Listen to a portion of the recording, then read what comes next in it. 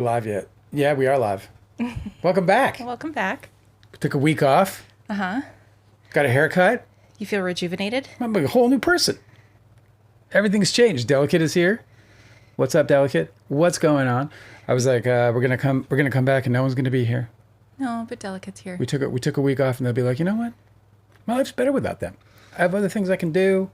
You know, I'm back on hot dogs. I'm finished with my hot dog hiatus. Now I got hot dogs at 6 o'clock. I'm ready for my 6 o'clock hot dog appointment. I can't believe it. So, I think when last we were on, I was like, yeah, the World Cup, I'm not really paying attention. I'm like, that's all we're watching. Oh, yeah. And what is it? Pro tips. Don't watch it in English. Oh, it's the best. It doesn't matter Telemundo. if you're not a Spanish speaker. Yeah. You have to watch the World Cup on Telemundo. For sure. Yeah. It's the only way. And if you're just a streamer like us, we're getting that through Peacock. Uh-huh. So it's with our subscription. It's freaking aw. It's like I'll never watch the World Cup with English commentators again in my life if I can. Yeah, avoid because it. the commentators, they hire them all from the UK, and they're all a little stuffy, They're a little bit more reserved. Yeah. You got to have the Spanish commentators. I don't know. I don't know. For Tanner's Telemundo, back. I wonder if they're Mexican. I'm not sure. What's up, Tanner? Hi, Tanner. We did an interview. I did an interview for a podcast, Australian podcast, while we were on break. It was the first interview for this is like it's like a legit podcast, like these, it's a legit production, they got a staff, Not like us. not like us. We're sitting around here just like faking it till I guess we make it. I don't know, whatever. No, they have a real podcast, and I'm not saying we're not real. We're too real. But it was fun. It was good. It was good. I felt, it was weird. I had all this mental prep going into this thing. I wanted this interview to go a certain way from my perspective as much as I could influence it to do so. I've done enough of these to understand that I'm, sort of at the will of the interviewer, and what they say. And, I've been interviewed by enough people to know how frustrating that can be, and also how great it can be depending on who it is. So. But when it started, Yeah, your plans out the window, or what? Well, it was I was really I felt like I was extremely stiff. How I'm normally a pretty emotional guy. You got to take a couple of these before. I do a shot of bourbon. Doop. Yep. 12, what a 12-year-old Macallan. Would you do shots of that? Start talking. I don't think so. Start talking about. I don't think anybody does shots of 12-year Macallan. I mean, I'm sure there's some people do, but I don't think that's how you're supposed to do You got to it. pretend you're rich. It's fake it till you make it around here. So anyway, I did this interview, and it was dope. It was dope. It was I like the way of the story surrounding Don's Plumbing 2 Reel is evolving. And I'm learning more about it as we go on. By the way, I don't know if Happiness in Your Life is going to be dropping by tonight. I actually owe her a response to her email. For some reason, I have not done that yet. Hopefully she'll drop by and I can tell her what's up with that. We are going to be doing an interview. Well, I'm going to be doing an interview. I think you're going to join me. I'd like to, yeah. Yeah. And we're going to talk about I got a lot her of book. things I want to say to her. Well, also, I've been thinking a lot about it. I don't want to just jump in, and be like, oh, let's just book this thing. So I've been thinking a lot about, what are the different ways in which a book like hers could be of value to me? And then how does that reflect to humanity? Is there a share there? Yeah, well, certainly you're at a bit of a crossroads yourself, and books like hers are meant for people like you. Yeah. That'd be Well, fun. I think they're meant for a lot of different people. That's what I mean. I think there's a lot of different ways in which books like hers are valuable to people. Because I see a lot of value in it potentially as a writer as well. Mm-hmm. Do you know what I mean? Because we want to this is extreme stuff. A lot of dealing with forgiveness isn't usually about petty things. It can be, but normally it's about some pretty major stuff. The kind of forgiveness that you seek a book to help you through is usually, trauma. Right. And trauma is something we write about often as writers. And so understanding sort of more psychologically in-depth ideas or motivational ideas or whatever they might be. And is, I think, brings a lot of value to the writer too, in a big way.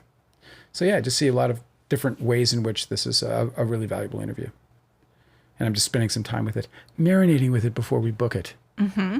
But we are going to book it. I got it all technically set up for the interview. I did that this weekend. Oh, that's another thing too. Is like, how do you actually show? Oh, I got it. It's all set up. She'll be in there with us. We'll have a 3-shot. Okay. She'll be in the middle. That's awesome. We'll be able to poke her. Like Oh, there she is. Happiness in your life. I was just talking about you.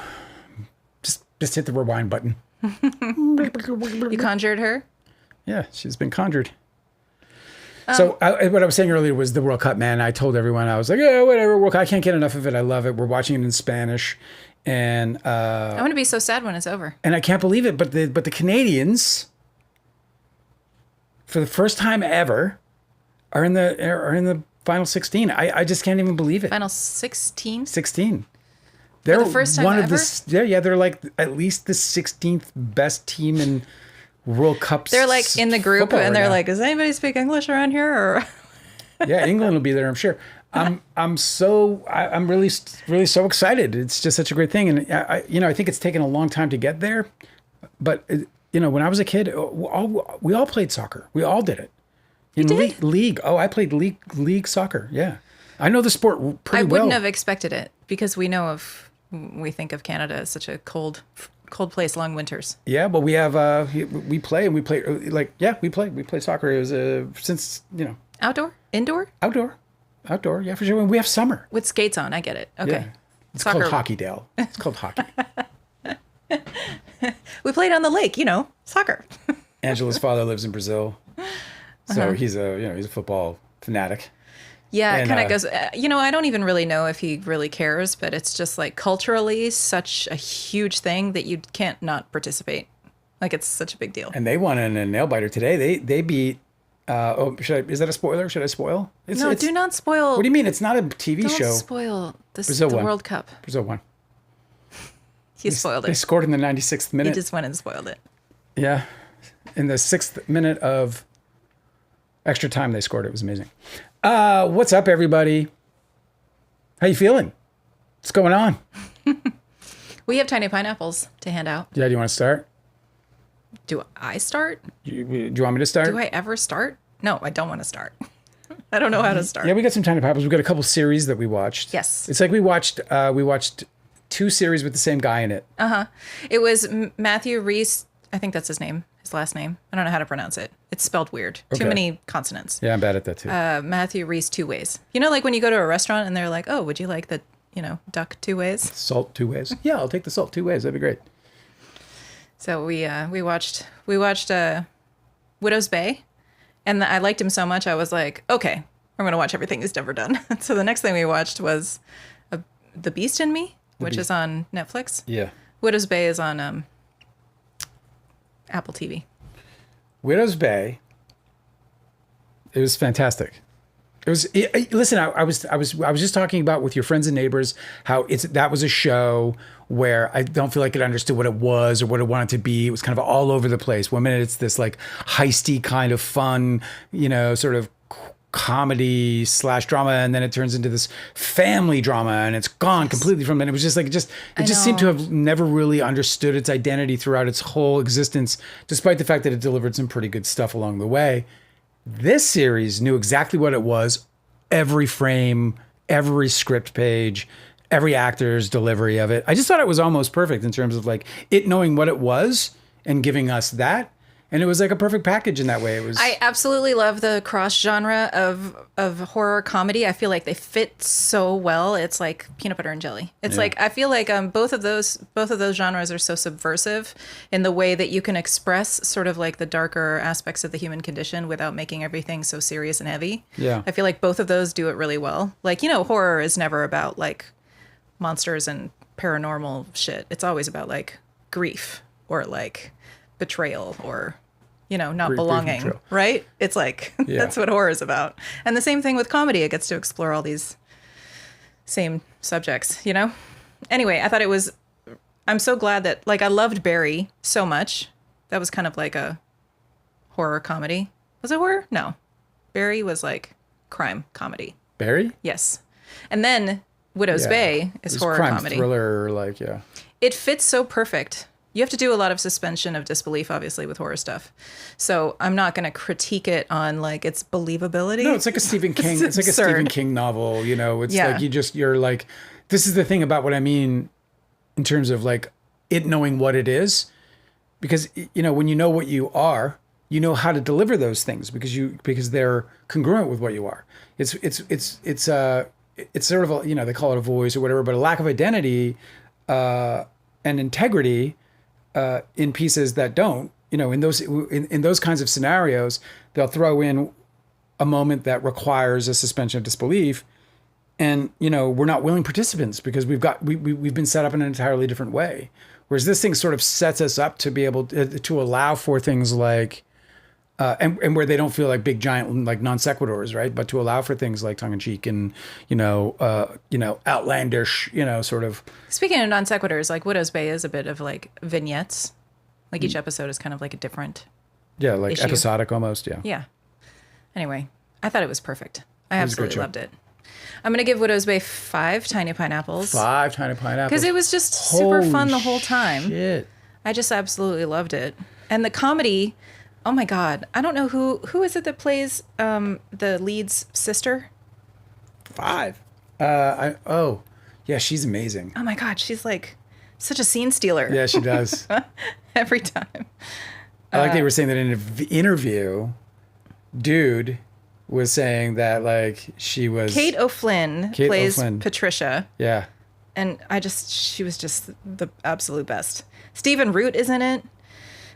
Dale Dickey is a woman that you'd recognize from a bunch of After comedy watching work. like Telemundo for all these days, I want to say his name is Root. Yeah, I know.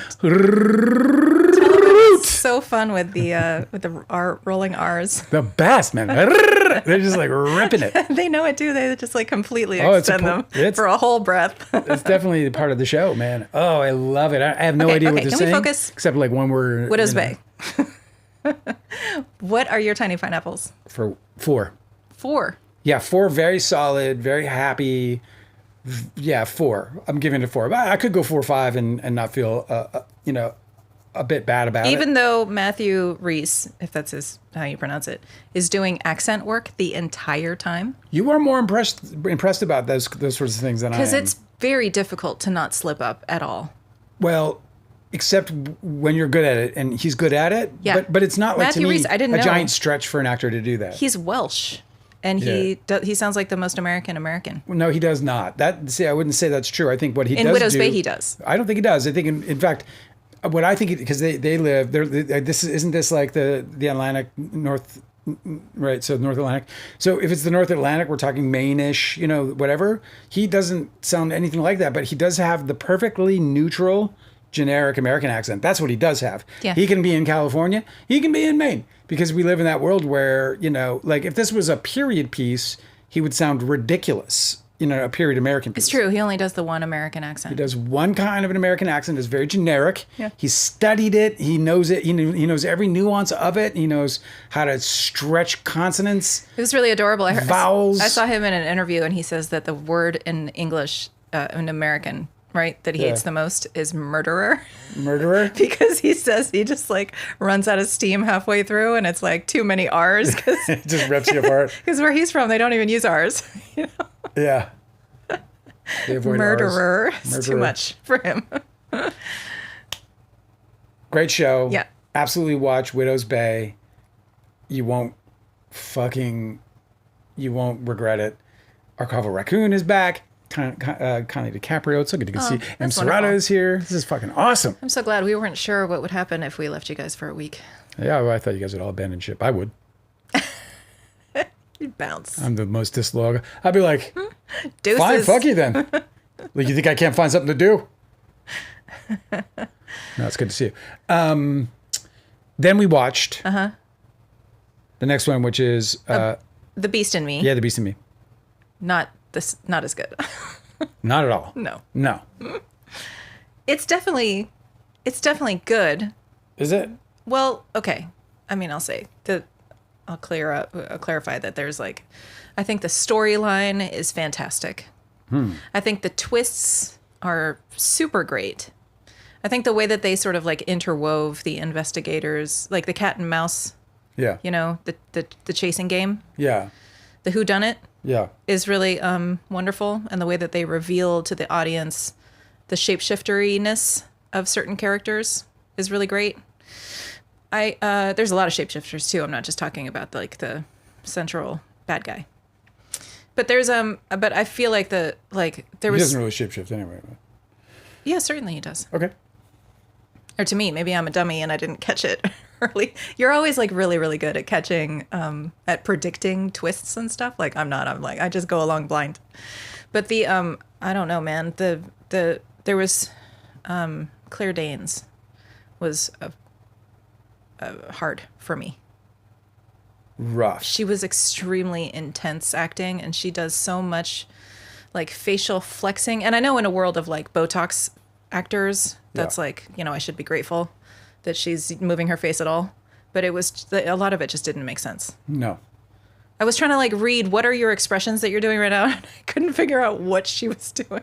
Well, let me just say, so weird. If I may, that so my general impression of this one was, in this genre, whether it's features or in television, there's I don't know how to describe it. Maybe a propensity, a tendency to like borrow from everything out there. Yeah. And kind of smash it all together into your product, your idea, your story, and then deliver that to the end. And it's been going on for almost as long as the genre has been going on. I first noticed it with Amityville Horror, the original Amityville Horror movie, and the way in which that, you know, tried to like, you know, sort of not try to, where they borrowed from Kubrick's Shining, right? And that whole like, you know, the way in which they portrayed the madness of a man against his family. Do you know what I mean? Yeah, but was that like a derivative work, or was that? It felt like it would. Look, I can't say that it was, but I can say that it came out after, and it felt like it was. It came out after. Yeah, pretty sure it did. Yeah. Let me see, Amityville. Now I'm curious. But look, if it didn't, then I would accuse then of Stanley Kubrick of doing it. It wouldn't matter because it doesn't matter who is responsible for kind of like, you know, like we've had this discussion before with other pieces, and I just feel like this genre more than any other, they kind of just patch it all together and they like make this like. Oh no, Amityville Horror was 1979 release. Yeah, and The Shining movie was a 1980 release. So right at the same time. Well, the Amityville Horror came out before. Right. No, but I mean, you can. So it's not a derivative. When you say the same time, you would say like so one isn't going to be influenced. The by filmmakers who made the Amityville Horror had not seen The Shining before they made it. Cool. So interesting. I didn't know that they were cast in different directions. I don't know then who got what from where. Like I don't know if the Amityville Horror writer borrowed from Stephen King's book. It doesn't matter to me. The point is that in this show, I saw what I felt were multiple instances where they blatantly shot and borrowed from other horror movies. Did you notice which ones? Oh, for sure. Yeah. Like what? Can you name The them? Shining. Yeah. Everybody, I feel like you're entitled to copy Silence The Shining. of the Lambs. And I mean, unabashed, like I'm just like, wow, like this is just straight up. You're trying to give me, you know, the Clarice, like the sheep. Which one was what was it? The sheep. What was it? Do you remember? You know when he's talking to her about was it the lamb? Silence of the Lambs. Yeah, it was the lamb. Of course. Can you still hear them, Clarice? Yeah, that whatever it was, like some fucking madness. Just recreating that scene in their own like whatever. And this happened over and over and over again. Well, I'll say it happened multiple times. Like over and over, whatever. It happened multiple times, and it turns me off when I see it because I feel like it's kind of, you know, like there's a way to take the things that influence you and make them yours. And I feel like on more than one occasion these writers didn't do that. And more than one occasion these guys were just like, you know, I'm just going to put my words over their exact work, basically. Mm-hmm. You know, I'm going to create, like, that might have been. I knew a writer who did this. This writer came to me and they were like, here's what I did. I had this script open on one side, which was the hit movie, and then my script here. And I just went beat for beat for beat. Great, and I dude. just replaced my story ideas and whatever Such within a smart plan. I don't know why everybody doesn't do that. Maybe Yeah, because they're trying to be original. Oh, fuck. But writers do this. Yeah, well, I mean, I can first-hand imagine. witness of it. I can imagine doing your first draft like that, but to by the time you get involved, right, you're not dealing with a first draft anymore. Our concerned citizen showed up and sent you hearts. Nice. Yeah, hearts to you. Are they concerned for us? Is that what that is? Well, they're concerned for you. Yeah. I say citizen, but it's Kittison. Because I'm stupid. And I'm ugly. And nobody likes me. Nobody likes me. No one will ever like me. Okay, can we talk about the show some more? That's basically my take on it. Is like I just felt like it was and Claire Danes overacted like nobody. I thought the directing was generally bad. Here's the thing about Claire Danes, and this is the truth about any actor, and this is a part of why. First of all, why Don's Plum is a good movie, or should be categorized as a good movie, because it is really when you know that an actor is good, and then they deliver something bad or even horrendous, it is probably not the actor's fault. Oh, interesting. Yeah. Like I'm saying, I know, like, why didn't the director, okay, one thing that Claire Danes does, she's extremely good at it, but she overuses it. She can do a very believable chin quiver when she's getting on the verge of tears. You could do it. She's not tearful yet. She's on the verge of tears. You could do a chin quiver supercut. It's incredibly compelling when you're watching an actor do that. You're like, oh my God, I feel like I'm going to cry. Yeah, except that you stepped on a dandelion. She does it constantly. Yeah. And in so many scenarios where the person shouldn't be on the verge of tears. Yeah. I don't know, man. I just feel like every time you can have a drinking game while you watch The Beast in Me, where every time her chin quivers, you take a shot. But if you want to get drunk, yeah. If it's about getting completely freaking hammered, that's the one. I don't want to, make this like a Claire Danes hate review. I think she's a great actor. I think that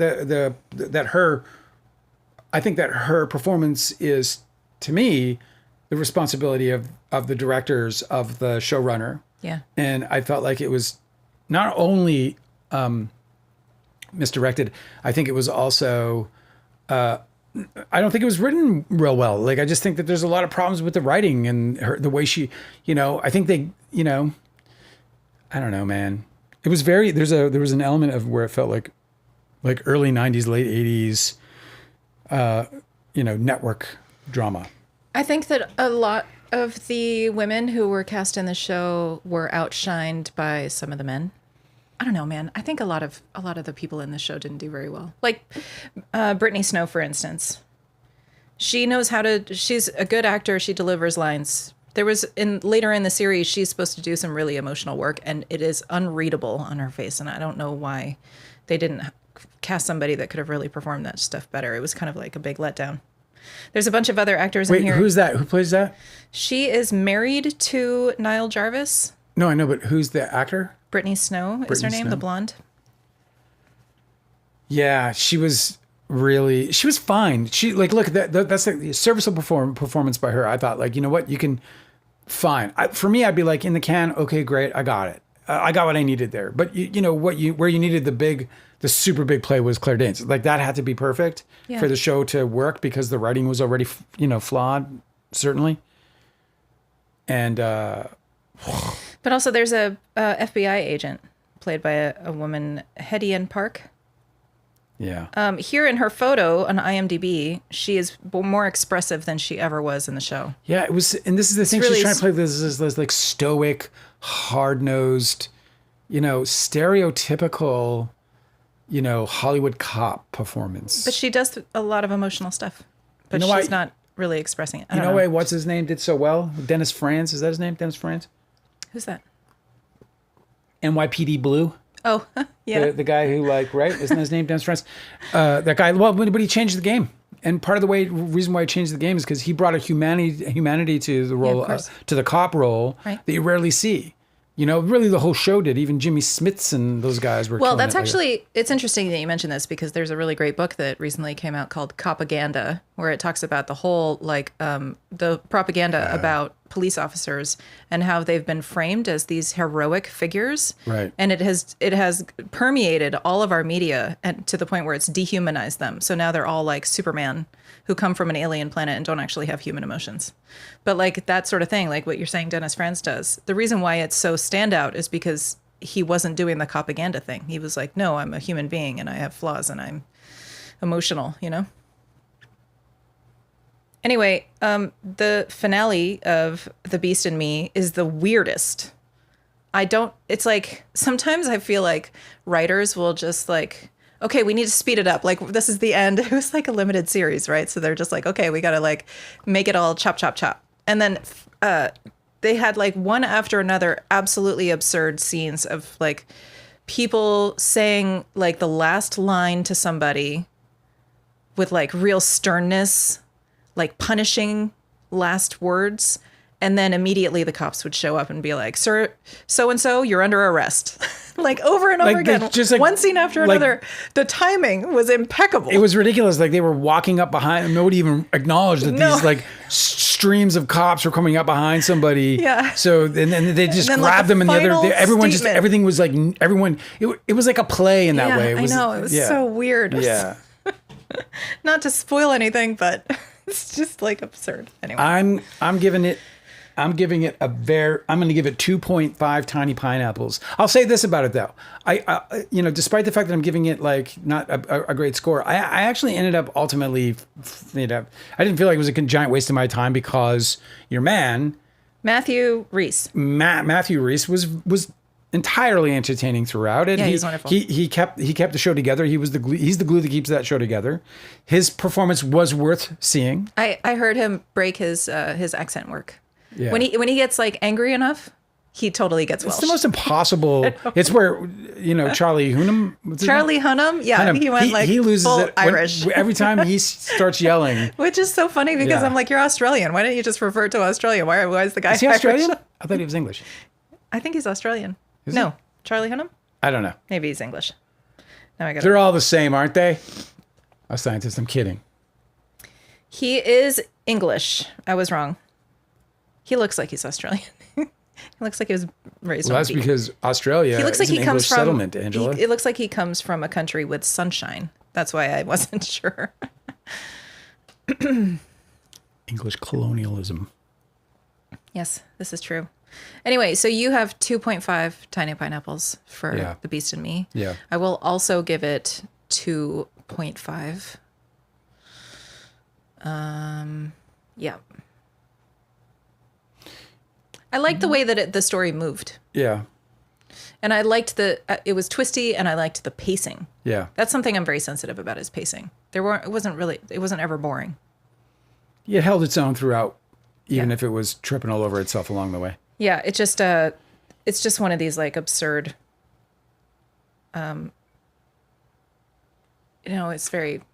it's very Hollywood for them to like produce a show where certain scenes they just had to make things happen, but they didn't care how it happened. Yeah, so my view on it is if you want to see a movie or if you want to see a series, if you got nothing better to do, throw it up. He's worth it. Or if you watch like a really great Widow's crime film. Bay and you just want to get more of this dude, A crime it's thriller. worth it. Yeah, he's perfect. In every scene, he's perfect. Angela's one of the fans of like one of those types of fans who likes to go down the rabbit hole of the people she likes when she sees them, which is, not, it's like very like a hipster kind of thing. Oh, I do that with everything though. Yeah, I know, but hipsters, like, it's their thing, right? They're like, Yeah, I'm I a shall hipster. dig to the roots of this man. I will know everything about them where every I hair know. on their body I'm the stands. worst. I used to like be like, oh, I like this band, and then I would like look at all the members of the band, and then find all the other bands that they were in to go Right. discover new music. It's like inseparable. No, I It's so know. stupid. Tom I do that York- with films too. I'm like, oh, great cinematography. Let's watch everything the cinematographers. So all of a sudden, I'm following cinematographers. Like, who does that? Tom York put out like a series of playlists that equate to about 44 songs, I think it was, because I got it in my feed as an article. And I went and just perused. I haven't listened to the playlist yet, but I just went and perused them. And I think like out of the 44, almost all of them are individual artists. Like there's few repeats in terms of artists, which is thoughtful. And then on top of that, I think I knew 5 of them. Yeah. Now, I probably when I hear them, I'll be like, oh, a couple times, because like, Yeah. I don't, I'm I'm bad with names to start with. I mean, I think normal people just get exposed to new artists and artistry from their friends, but I don't really have any. So I have to go exploring on my own or get recommendations from you guys. So, yep, go, see this thing if you want to jump down the rabbit hole of this dude, Matthew Reese. No. Yep. Oh, charming. And if not, then skip. That's sort of my... The Americans is the next one that we have to watch that he's in. Apparently, it's really good. I've heard this. 96% on Rotten Tomatoes. Kerry Russell. This is... but I don't think we can watch it because it's... Is he and Kerry Russell a thing? Yes, they're married. They're married. Yeah. And then I don't think that we can watch it, though, because it's Disney Plus, I think, is where it is. Plus? And we don't pay for that. Yeah, we don't. We don't. Maybe we'll cancel something else to get to that one day. Maybe. But I wouldn't mind seeing that show. It wins all the time. And, you know, she won for it, I think. Kerry Russell won either a Globe or an Emmy or both. He was really cute, too, when he said it in the early seasons of... There were... Let me see how many seasons there are. 75 episodes. Whatever. I don't know why they're not telling me how many seasons. Bro. Oh, go ahead. No. I don't know. He was really cute in the early episodes. He said that his acting was really bad because all he was trying to do was impress Kerry Russell. And he knew he was doing it at the time. He was like, God, this sucks. Like, I'm doing a really bad job because I'm just trying to impress this lady. Stop. Don't step on that. It's a living thing. 6 seasons of The Americans. So we don't have time for that anyway. I got shit to do. Yeah, it's been around for a while. By the way, one of the things I did while we were off is I wrote a movie treatment. I'm not going to tell you the name of it because, I'm not going to tell the internet the name of it. I've told you already. I love the name so much. And the name has grown on me over the days. Like, you're going to say how great the name is, but you're not going to reveal the name? That's right. Why are you doing that? But, tease. Well, I might reveal the name, maybe on the Patreon or something, but I'm not going to do it on the internet because it's a really good name. It's the kind of name that you're kind of like, it's entirely possible that somebody will come up with this before I get a chance to make the movie I want to make. But the cool thing about it is that I wrote this treatment, and I'm pretty sure like I can like make this movie for nothing, next to nothing. Which is pretty interesting because I haven't even pitched to you, actually, the rest of the treatment. I should. It's funny you say pitched. Well, because if you I can do if you anything react about horribly, I'll lose all my confidence instantly, don't. like air from a balloon. If I like pitch you, like so many times I'll pitch you something, I'll be like, oh my God, so I was thinking about this thing, and I'll spill it out, and I'm thinking like genius all the way, and then you're like, you can't do that. And then... Look, I do not. Yeah, you do. You have. I don't. And that's the end of it right there. You're being overly sensitive. I don't do that. You want to hear my next story? Yes. Okay. This one I love. Archaeologists have uncovered 100,000 square meter Viking textile production center near Aarhus, Denmark. Did I go there? I probably did. Dating to... back to 609 to 950 AD. What? And the site includes 80 plus pit houses, flax processing areas, loom weights, spindle whirls, and it basically reveals this extremely large organized textile industry tied to Viking trade networks. Oh, that's incredible. It's amazing. So I can hear it bustling and yeah, that's amazing. There's some really cool social media accounts where people are like, I'm gonna grow a T-shirt from, like, I'm gonna create a T-shirt from seeds, where they're basically like they'll show you what it's like to grow flax, and then to process it, which is like multi-stage setup, like days and days, so much labor to turn it into linen, flax, and then to weave it into linen, and then they make a linen shirt out of it. It's really incredible. I can't believe it. believe takes 2 years or some shit. I can't believe it that these guys had this like a factory that was, what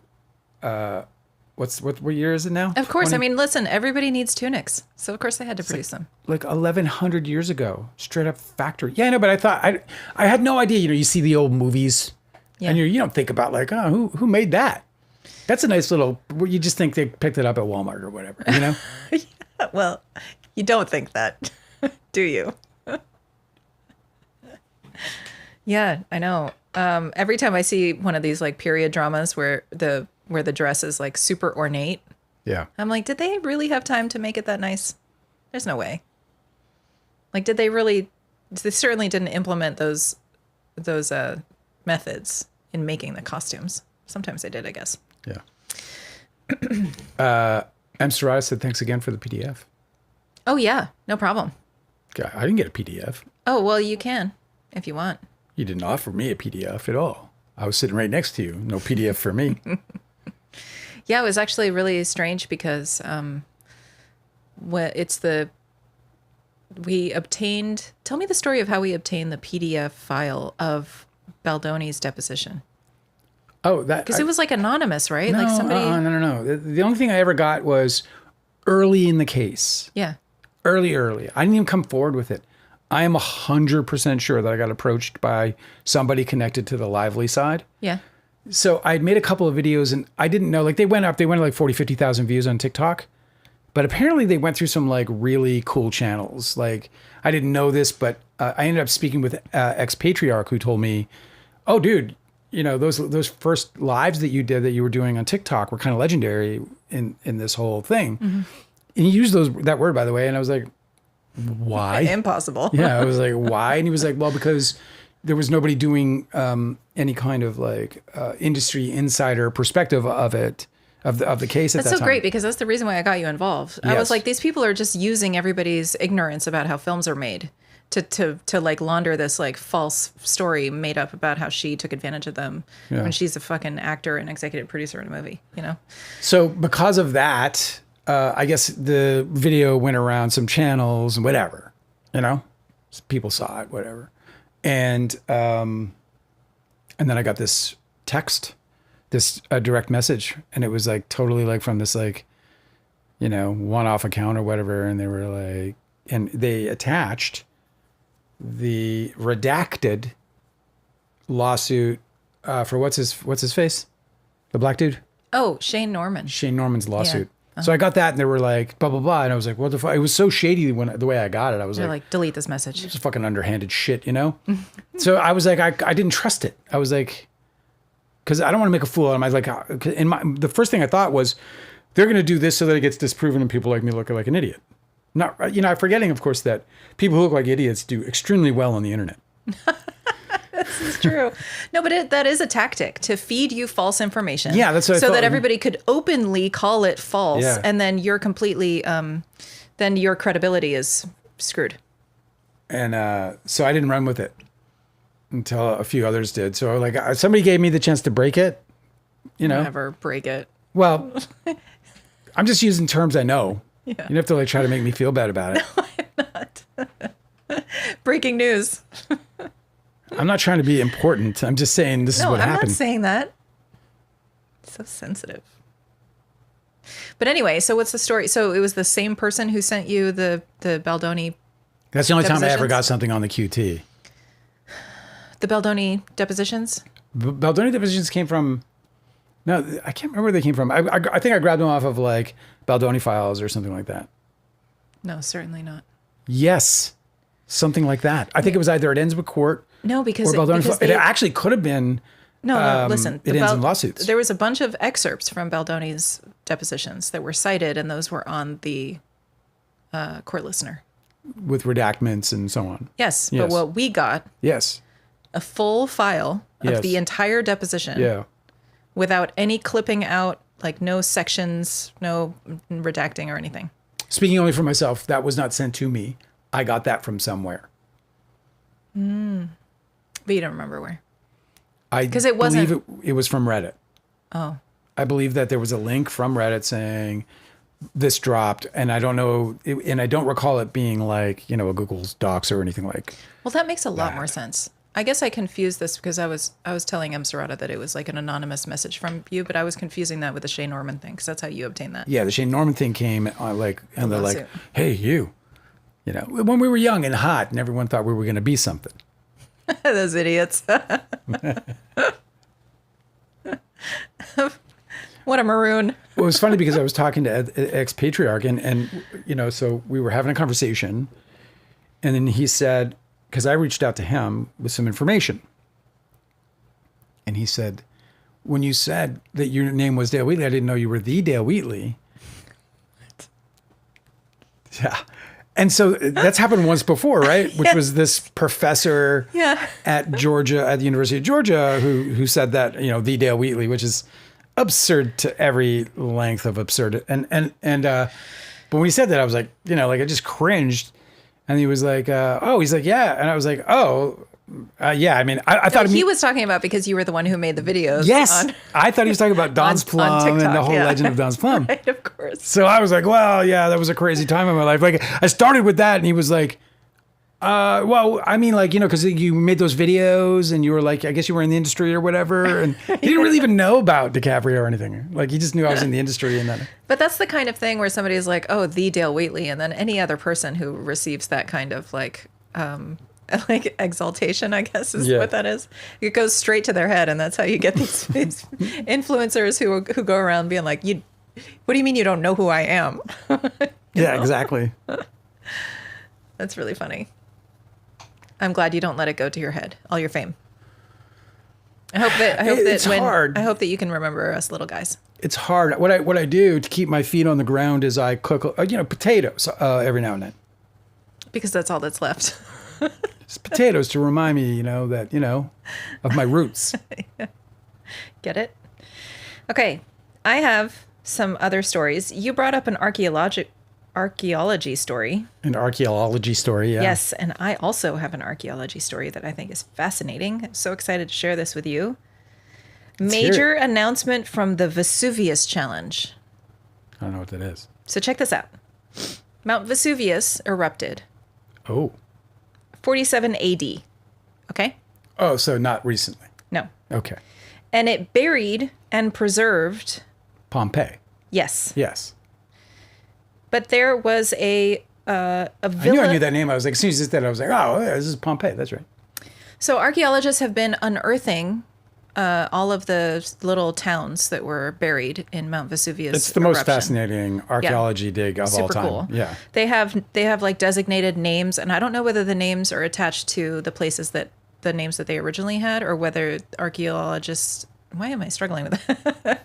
I don't know whether archaeologists are just naming it, what the sites are now. I don't know how it works. But anyway, the Villa of the Papyri at Herculaneum, Italy. Anyway, the Herculaneum scrolls are a collection of over 1,800 ancient papyrus scrolls, but when the eruption happened, they were carbonized. And so these scrolls are rolled up and they're charred like to stone. They're carbonized. Wild, but yeah. Super interesting. Like 20 years ago, they attempted to unroll one and it came off in bits and it was completely destroyed. Of course. Because they were like, okay, this doesn't work. But now they're using... unroll rock. So now what they've done is they've used, I don't know if it's an MRI, but it's one of those similar imaging machines. And they have scanned the whole thing. And then they've used this AI computerized technology to virtually unscroll it. And then what they do is they read the little carbon scratches, because the dye that they wrote with burned differently than the paper that it's written on. And so they could scan what was actually written. And so the words were there. Yes. And so what they did was they showed a video and it just looks like an MRI scan where it's just like slices, it like animates the slices and it's just like a tube of like rolled paper. Like you can't tell what it is. And it's obviously just stone. But then they digitally unrolled it. Like they took every little section and meticulously made sure that it unrolled properly. And then they read all of the different chemical signatures of the stone, of the papyrus versus the writing. And they've been able to translate it. That's incredible. One excerpt reads, now these aren't like important scrolls. They weren't really sure what this library was about. So they think it was just like, basically like social media, like people would write posts and then like you could go into the library and read other people's posts.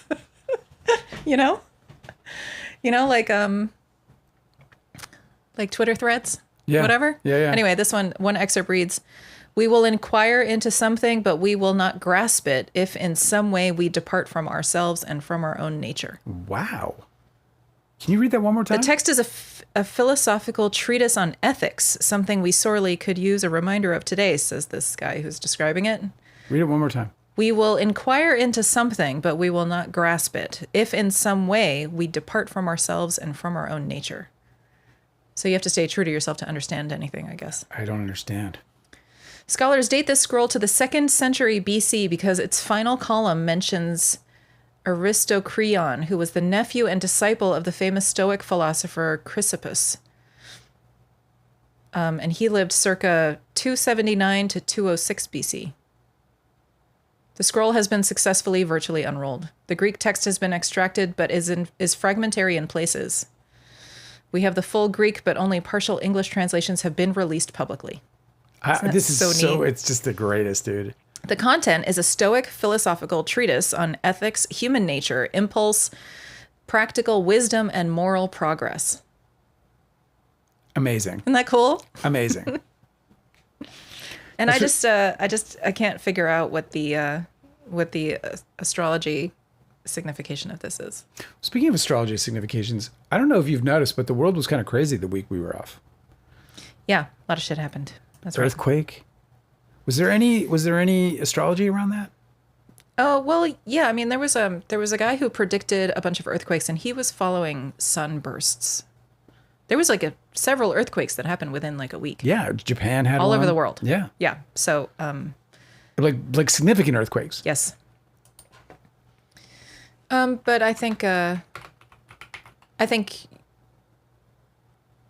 what was Mars moving? Mars moved out of Taurus and into Gemini. So it was in the last degrees of Taurus. So, destruction and injury having to do with the earth. What are you doing? Who are you talking to? Customer service. Just trying to get somebody to explain my bill. No, shit. What? Well, I was asking about like how many earthquakes there were in the last couple of weeks, around the world. But they gave me a magnitude of 3.0 or higher.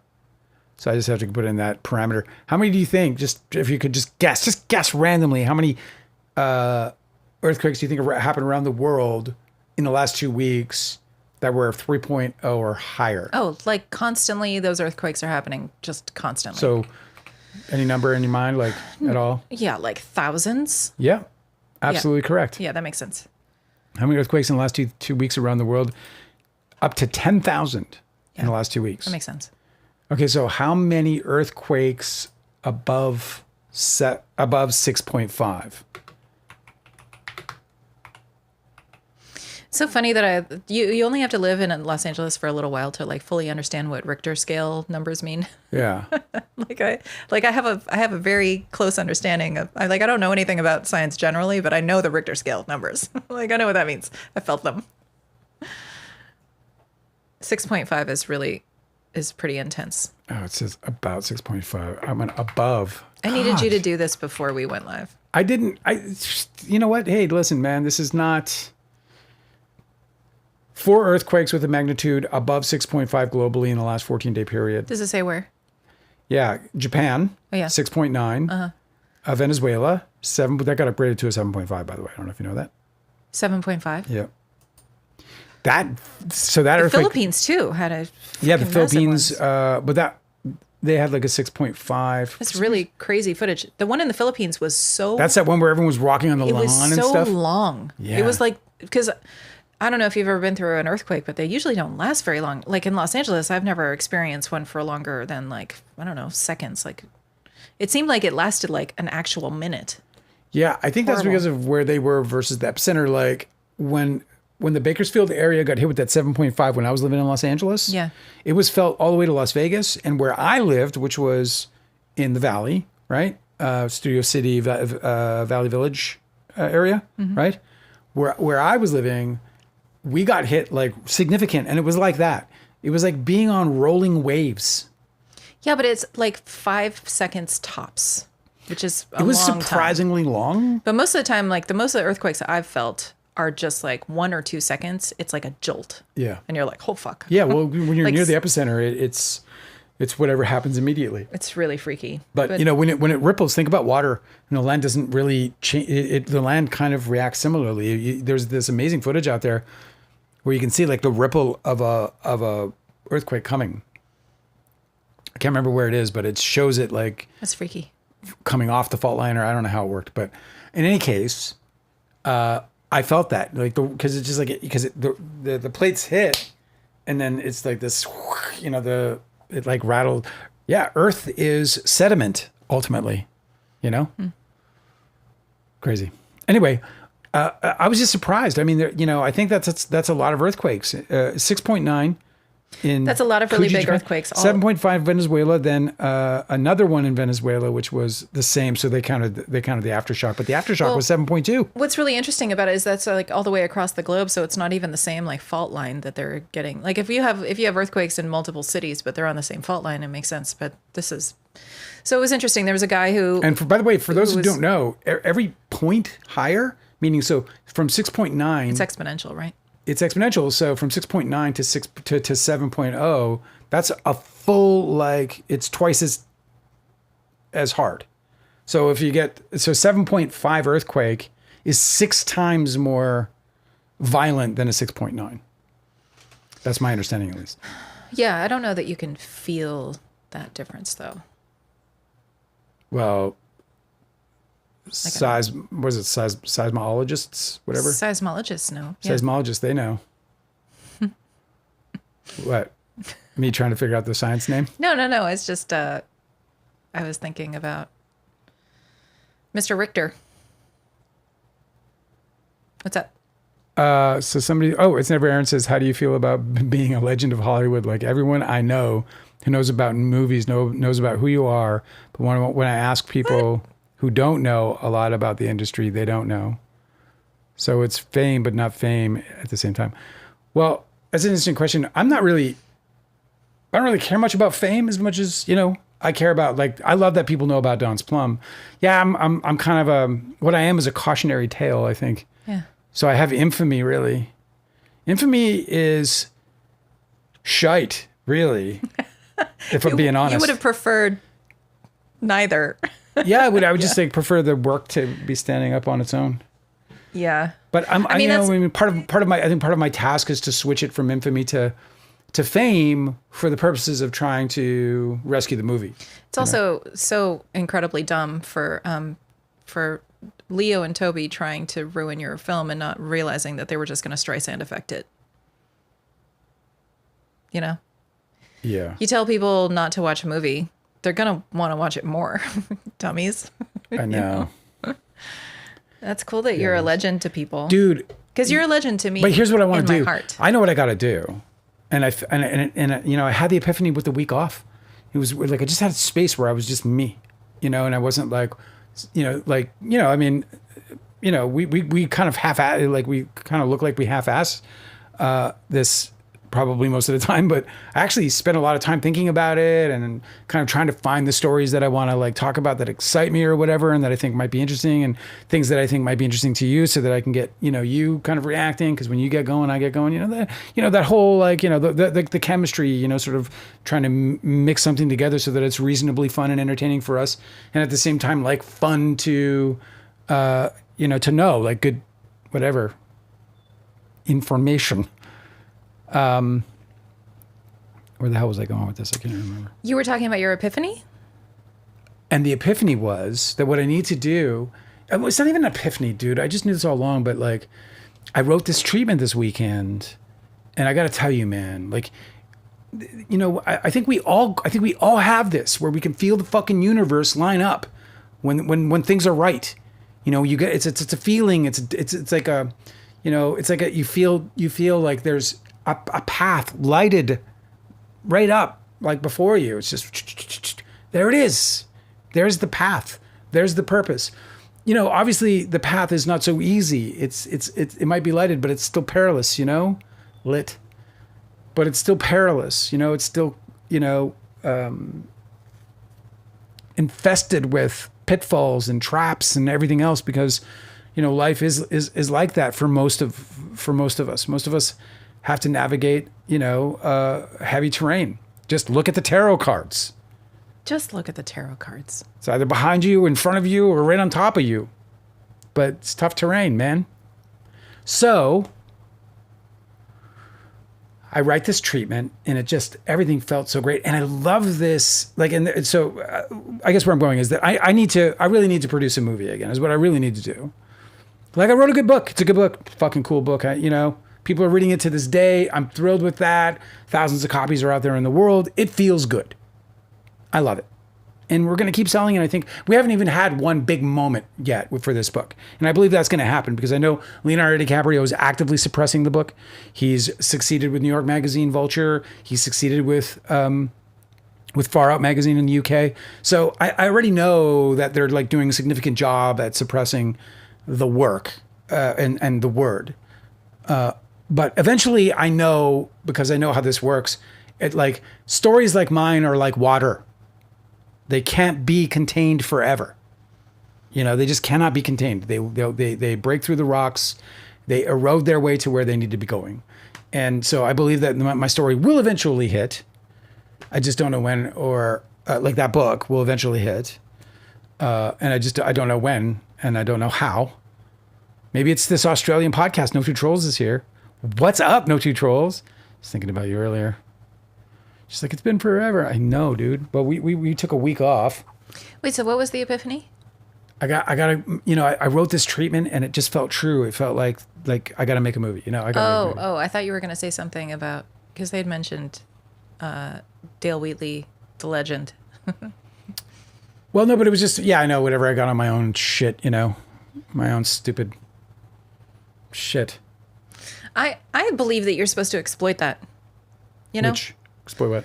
I mean, people remember you, and this film, for better or for worse, has a reputation for being something more interesting than just any other movie, right? And I just feel like that it just makes sense for you to continue to try to exploit that. And if people know you by name, then you're set up way better than anybody else who's just, you know, starting out trying to be online. So something I thought about doing, part of the epiphany was that with small group, I was able to take a guy who never did anything in the business before of any substance whatsoever. Certainly not as a writer or director or an actor. If anything, he did a little bit of acting, but not really. It was like, you know, whatever. And he did marketing videos, and, you know, he was a creative type. So he wasn't like, you know, like I didn't pull him out of like the accounting room, you know. Hey, you, come on, you're going to be somebody. You got moxie, kid. You got moxie, kid. No, but he was, you know, wholly inexperienced, and and I was able to deliver an award-winning faith-based movie with him. Do you know what I mean? Yeah. So I was really impressed with that work. I was like, wow, you know, I've got this cool ability, this cool talent. It's now time for me to do that with Shannon's here too. This is fucking awesome. It's now time to do that with you, an actor. Oh. With an actor who has nothing but the desire, but the true desire, you know? So I just got to find the actor, which isn't difficult for me, really. It's not. I mean, I can do this. I can do this. I can do it. The hard part will be like convincing the actor to do the work for nothing. Or next to nothing. I want you to bleed for it. Hey, you like bread? I'll bring some bread. How about I bring the bread? You bring the whatever you want on the bread. All I'm asking in return is everything. Is everything for some bread. Listen, I think I can find an actor. I think I can find one that wants it bad enough. It's a long process. Like the treatment I wrote, it would like spin into a movie over 9-10 months of rehearsal writing. I won't tolerate it anymore. You keep teasing this treatment, but you're not telling me what it is or anybody else. So I forbid you to continue to speak on it until we know more. It's just a tease. Troll says it's cold in New Zealand. I'm just going to say New Zealand temperature. I know that that's stupid. It's winter down there, right? Yeah. No, I have to know. I could just ask you. You're right there. Oh, yeah, it's cold. It's 8 degrees. You can't ask No Two Trolls what the temperature is because he's just going to give you Celsius. I just did. You just got Celsius? It's 8 Celsius. What is that in Fahrenheit? Like 45. I'm just a poor American. I don't understand this. What everybody else in the world is talking about. It's like 45. It's almost 0. That's very cold. Yeah. Yeah, that's cold. I mean, that's kind of our winter. But if it's rainy, which I don't know, it doesn't say if it's rainy or not. No, you're not rainy. Okay, listen. I brought some other stories to talk to you about. I enjoy Dale's Sentiments on Sediment. Could be another book idea. Dale's Sentiments on Sediment. Sentiments on Sediment. Instant bestseller. Dale Wheatley. Who doesn't want this? We are all sediment. That is my sentiment, Can we talk about something else? I suppose. Taylor Swift. She's getting married this weekend, apparently. Yeah, I know. You know, the song that keeps going through my head is married. January Wedding, even though it's not going to be happening in January. That's Ava Brothers? Ava Brothers. Well, we're not talking about them. That song used to make me cry a little bit. When he says, and she was sick like Audrey Hepburn when I met her. You're such a fucking sap. I love it. It made me I love that about you. Okay, go ahead. A permit has been filed with New York City to close the streets around Madison Square Garden from July 2nd to midday July 4th for an event on July 3rd, widely rumored to be Taylor Swift's wedding to Travis Kelce. So people are going to be passed out in the streets, apparently. According to the New York Times. Yeah. And Allison Rapp on be like, Twitter, she said... What's that guy's name? Is his name Somber? Yeah. Somber's going to be like passed out in the street for like 2 days. She's getting a ton of criticism for this because they're like, okay, inconveniencing thousands upon thousands of ordinary people and countless local businesses on a holiday weekend for something so gauche, inconsequential, and tacky. Ooh, it gets under my skin. Because, you can't do anything when you're a celebrity without people criticizing it. Well, there's a reason for what she's doing. She's not doing it to gloat. She's doing it to fucking allow it to happen. She's Michael Jackson big. I know. I have this. These people have to quarantine and block off shit and whatever. I have a bone to pick with the, like, there's a bunch of neighborhoods that are, like, poorer neighborhoods is usually where they choose to erect these big, like, stadiums and shit. Yeah. Like, whenever they show the Oscars or, any of these other fucking award shows in Los Angeles, it's always like the poor people can never they can't commute to work properly. They can't fucking park in their own neighborhoods. Like, they get, they get completely corralled, like, away. It makes their life totally more difficult. And this is just another one of those cases. It's just always fucking happens with these big events. She's played there 8 times. Yes. The place is important to her. I know. I understand. But closing the streets around Madison Square Garden from July 2nd all the way through midday July 4th for an event happening inside Madison Square Garden does seem like it's unnecessary. I mean, obviously it's necessary for her, but I don't know whether it's totally justifiable, but whatever. Did she get the permit? Yeah. So I guess it's justifiable then. Yeah, I know. I don't know. Who gives a shit? Like, just take the other street. The people that live there give a shit. Why? It's a day and a half. Who cares? Manhattan gets shut down all the time for 2-3 days shooting, and nobody fucking whines and cries. On Who gives a holiday fuck? weekend for countless local businesses? I mean... Do you think there's maybe like a hoagie shop across the street that isn't going to get any fucking business because it's shut down for a day and a half? I don't know what those consequences are. And yes, if there are people suffering financially because of it, then I would hope that there should be some kind of means to compensation for that or whatever. Because if there's not, then that does upset me as well. Damn it. I'm mad now too. Anyway, there's been a lot of bitching about her flights. She's been apparently she's like exceeded the flights in the Eras tour just in this period leading up to the wedding or whatever. I just don't know what people expect. Like, look, I get it. But I hate like the billionaire private jet thing. I hate it like everybody else. No, I know. But she's going to obviously be in high activity at this time. Obviously. Yes, obviously. But also there's a coordinated effort to try and smear her in the press however anybody can, too. Like, I think that Scooter Braun still has that machine running. You know? Like, he bought Melissa Nathan's PR firm so that he could trash Taylor Swift. I'm sure of it. I mean, I don't know for sure. This is for entertainment purposes only.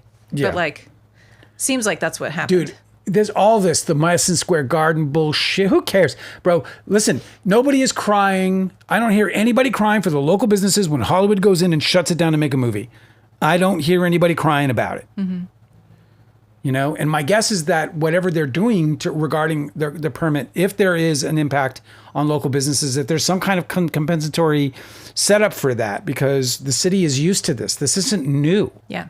This isn't the first time Madison Square Garden has been inaccessible for a special event. But they want to pick on Taylor Swift because she's Taylor Swift and she has enemies who are trying to ruin her fucking reputation. And I'm not saying that that means that I agree with it or disagree with it. I'm not even taking a position on it. But why the fuck are we hearing about it when we know that fucking New York is something that's constantly being shut down and used by places like Hollywood on a regular fucking basis? I don't, I'll do another fucking internet search. But it just irritates me because, get a grip, man. How often? You get a grip. No, you get a grip. You get a grip. How often are streets shut down in New York? Madison Square Garden. No, just New York City in general. Why just Madison? Those are the only businesses that matter? No. How often are streets shut down in New York City for film production? I'm just going to do film production. I'm not even going to do other things like political rallies and all the other shit they get shut down for. Sometimes it's a day, sometimes it's 2 days. Oh, here we go. Streets in New York City are shut down for film production constantly, with popular film locations often experiencing closures several times a month. But let's put fucking headlines on because Taylor fucking Swift is doing it for a couple of days. New York City Alan's coming out. Who? Alan. Well, it's just because it's just like so obvious about like trying to hit on her for no reason except for the fact that she's capable of doing it. But for no reason. You can't say for no reason because the reason has been stated.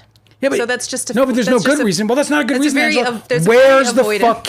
Where is the fight for the several times a month? It's several times per month every year.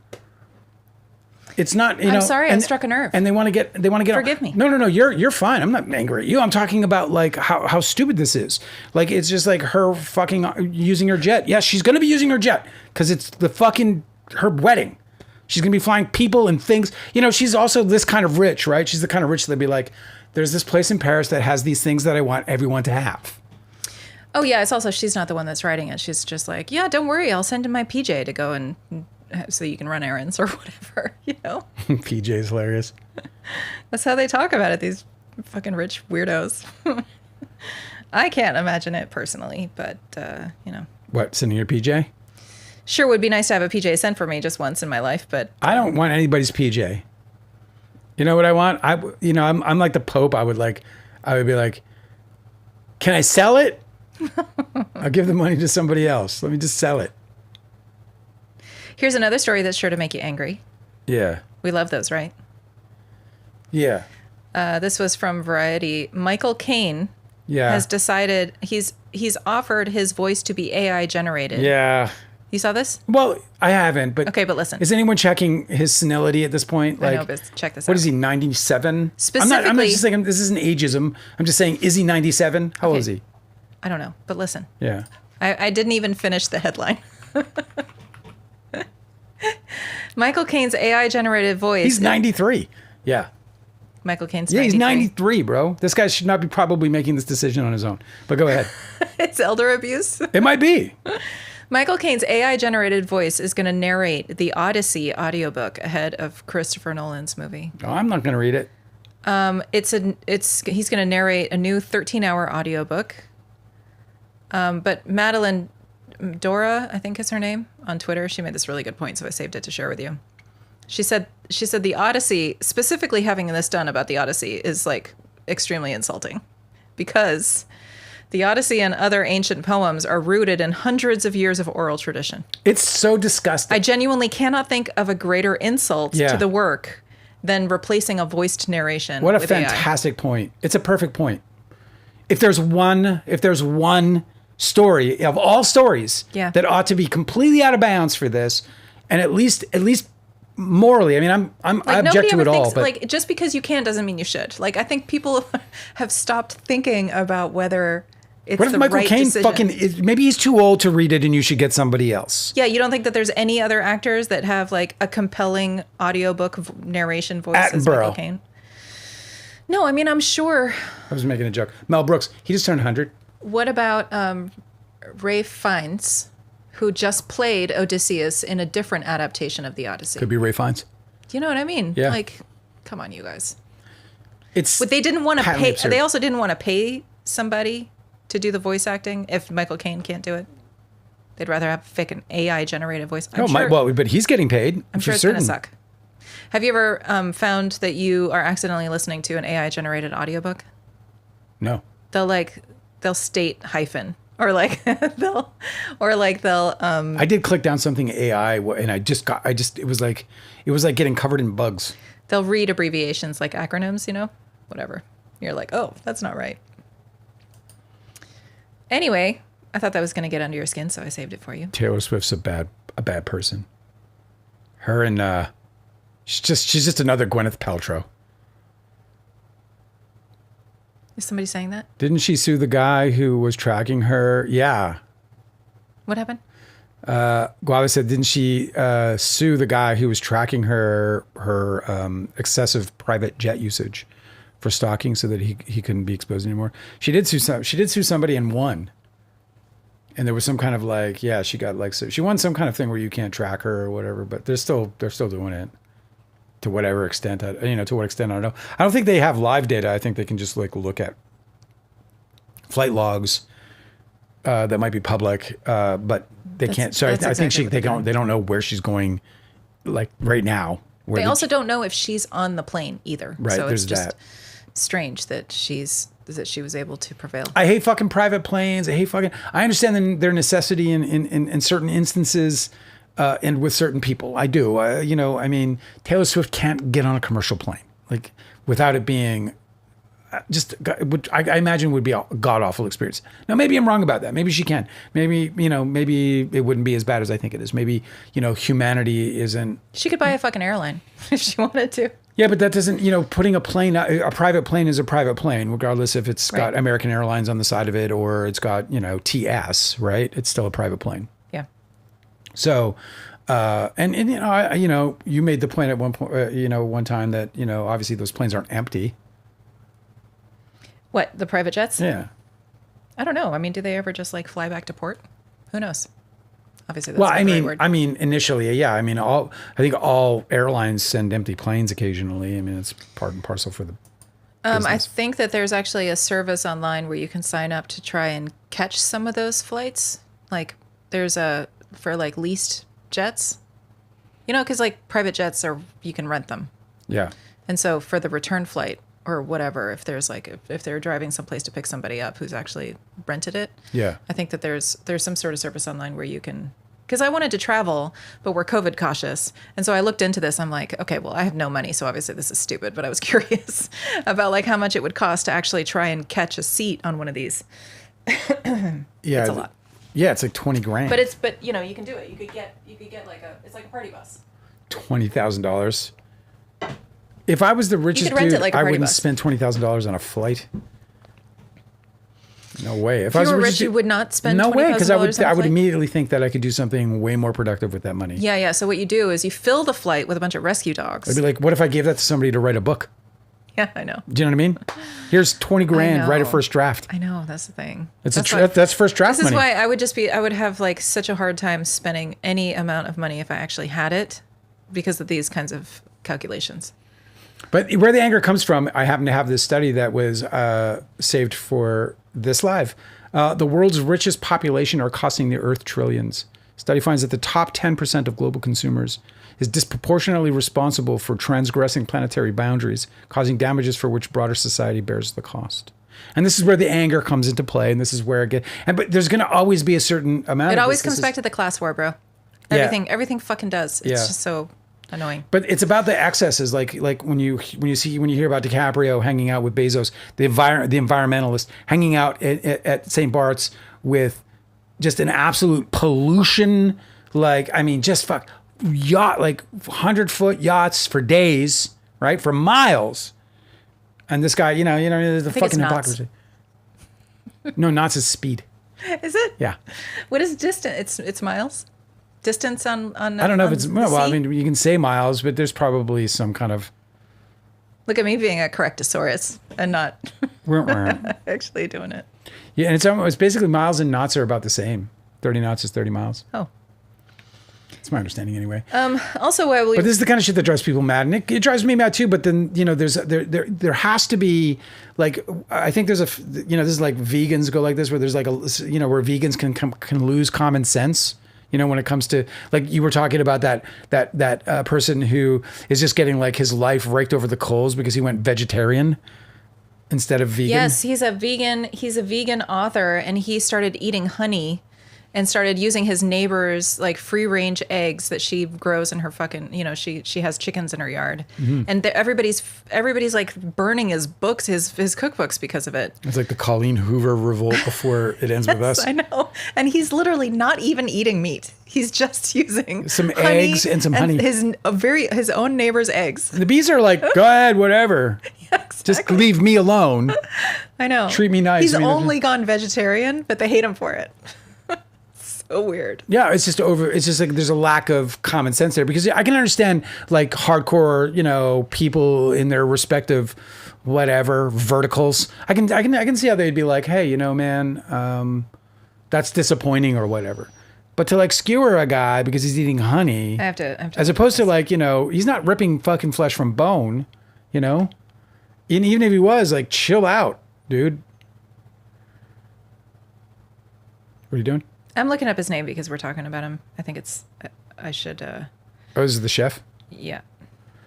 Anyway, the point I'm making isn't really about him. He's just sort of the sideline conversation. Point I'm making, obviously, is that when you're looking at things like jet usage and stuff, it's going to be there. There's a certain amount of that's going to always exist, because there's a relative necessity for it. The problem is excess. And there's a lot of excess. And yeah, maybe Taylor Swift does use her plane too much. I don't know. She probably does. It's got to be so stupid, convenient. She can sit around, like, we want to go to Trader Joe's. She can be like, I'm going to Paris. I want to go to Paris and eat at that restaurant tomorrow. I want to eat there tomorrow. And she can be on a fucking plane going to Paris to go eat at that restaurant tomorrow. And then back in the States the day after that. So, when you have the money, these temptations must, I'm sure, win you over on occasion. But, it's like anything else. Like, you got to control how much you drink, Gaz Oakley is his name. Gaz Oakley is the chef. Yeah, that's why I couldn't find. It's like such a strange name to remember. Gaz Oakley got canceled because he was a vegan cookbook author who simply went vegetarian. And he also said on a podcast that he understands why his neighbors in this rural community hunt deer because they don't have any natural predators. And everybody was like, "Oh my God, how could you say something like that?" It's like, he's not saying that he hunts deer. He says that he understands why people are hunting deer because it's a population that does need to be culled to help maintain balance that humans ruin. Yeah, they're either going to be culled or they're going to cause some kind of destruction that causes. Until they want to bring the wolves back, you got to do something about the deer. Exactly. We have so many in our neighborhood. It's crazy, and we're in a city. I mean, I feel bad for the little buggers. There's nowhere for big buggers. There's nowhere for them to go. Yeah. Yeah, everybody's got these fucking manicured lawns. There's nothing for them to eat. One of the most uplifting things I've seen is those wildlife bridges that they're starting to build all over the country. Mm-hmm. It's just so heartwarming. Like the one I saw that they showed, I guess a lot of the survey footage that they had taken before building, and there were just all these animals like approaching the highway some getting hit as they try to cross, most just turning back. So they decided like a spot where the highway naturally wanted to be, like where the animals naturally wanted to cross. Correct. Yeah. So That's really great. They like, I guess they watched migratory sort of whatever. That's really cool. Patterns of these animals, or just, they're whatever they're, I don't know, fucking sciencey shit, But they were like, this is where to put it. I've been following this like really. And then after that, they put the bridge there and they made it with grass and everything. Mm-hmm.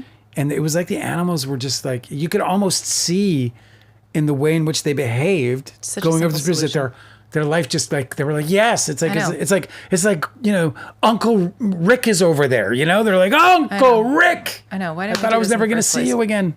It's like tear down that wall in Berlin.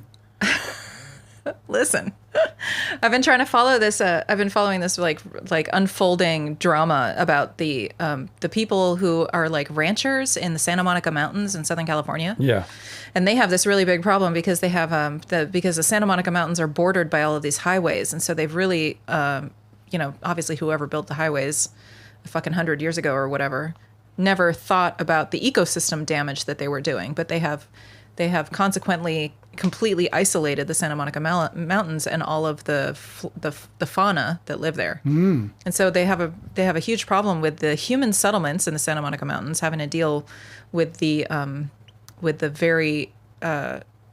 endangered puma population, these mountain lions that live there. Sometimes they all wear tracking collars because there's a huge like scientific community that is devoted to tracking the numbers of these mountain lions, because their numbers are really depleted, obviously, because they can't cross a highway, but they try anyway and they get killed.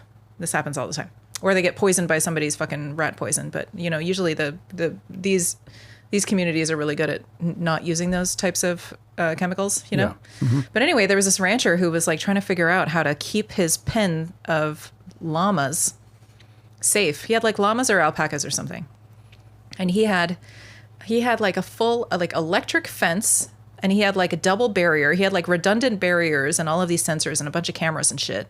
And somehow this fucking wildcat like managed to figure out his system and went in and like slaughtered like 10 of his fucking livestock. Damn. Even though he had all of this shit. Damn. And so he was just complaining. He was like, listen, I built all that shit because I understand that I'm living in this wildcat's fucking territory, and I don't know what I'm supposed to do to prevent my livestock, which is like, anybody outside of this situation is like, maybe don't have livestock in the fucking Santa Monica Mountains. Grow some fucking carrots, buddy. Yeah, it's so weird. Anyway, he was granted a license to kill that cat, and the entire community completely like rose up against him. Oh, I would have lost my mind if I was there. So it was like this huge drama that went on about this one like rogue cat that figured out how to kill llamas. And the worst part about it is that they just went in and slaughtered them all and then left. Like the cat didn't eat any of them. It's just like crazy predator mania, When I was living in Victoria and I was hiking the rainforests, I dreamed up because everything I do, I dream up a scenario which I can live off of it and everything I love. Oh, if I do it this way, I could do this forever and make money. And the way that I thought about hiking the rainforests of Canada forever was starting ecotourism with llama pack. Uh-huh. So because one of the biggest obstacles, for normal people to go into rainforests is hiking the gear in, because it's like, and these llamas can take 70, 80 pounds, maybe up to 90 pounds. Yes, I know. But the first thing that came to mind when you said that was the scene in Jurassic Park where they like lower the cage with the goat in it for the dinosaur to come out and it just eat. Gets torn to you shreds. Can't take a llama into mountain lion territory. People do it all the time. No. And expect it to come back out alive. Yeah, you could. Yeah, you can. You're going to like saddle it with hundreds of pounds so it can't escape attack. You know what I mean? Like, no, it's just not smart. You put a little speaker system on its head and it says, "Stop right there. I am a dangerous llama." Yeah, I'm sure that's going to be great for the well-being of that animal. Well, I never pulled it off. So apparently, I never pulled it off. But that was my idea. I was going to get, it was going to be like more than one llama. You'd like bring in 3 llamas and a group of 15 people or 10 people or whatever, whatever is the ratio for, llama packed gear.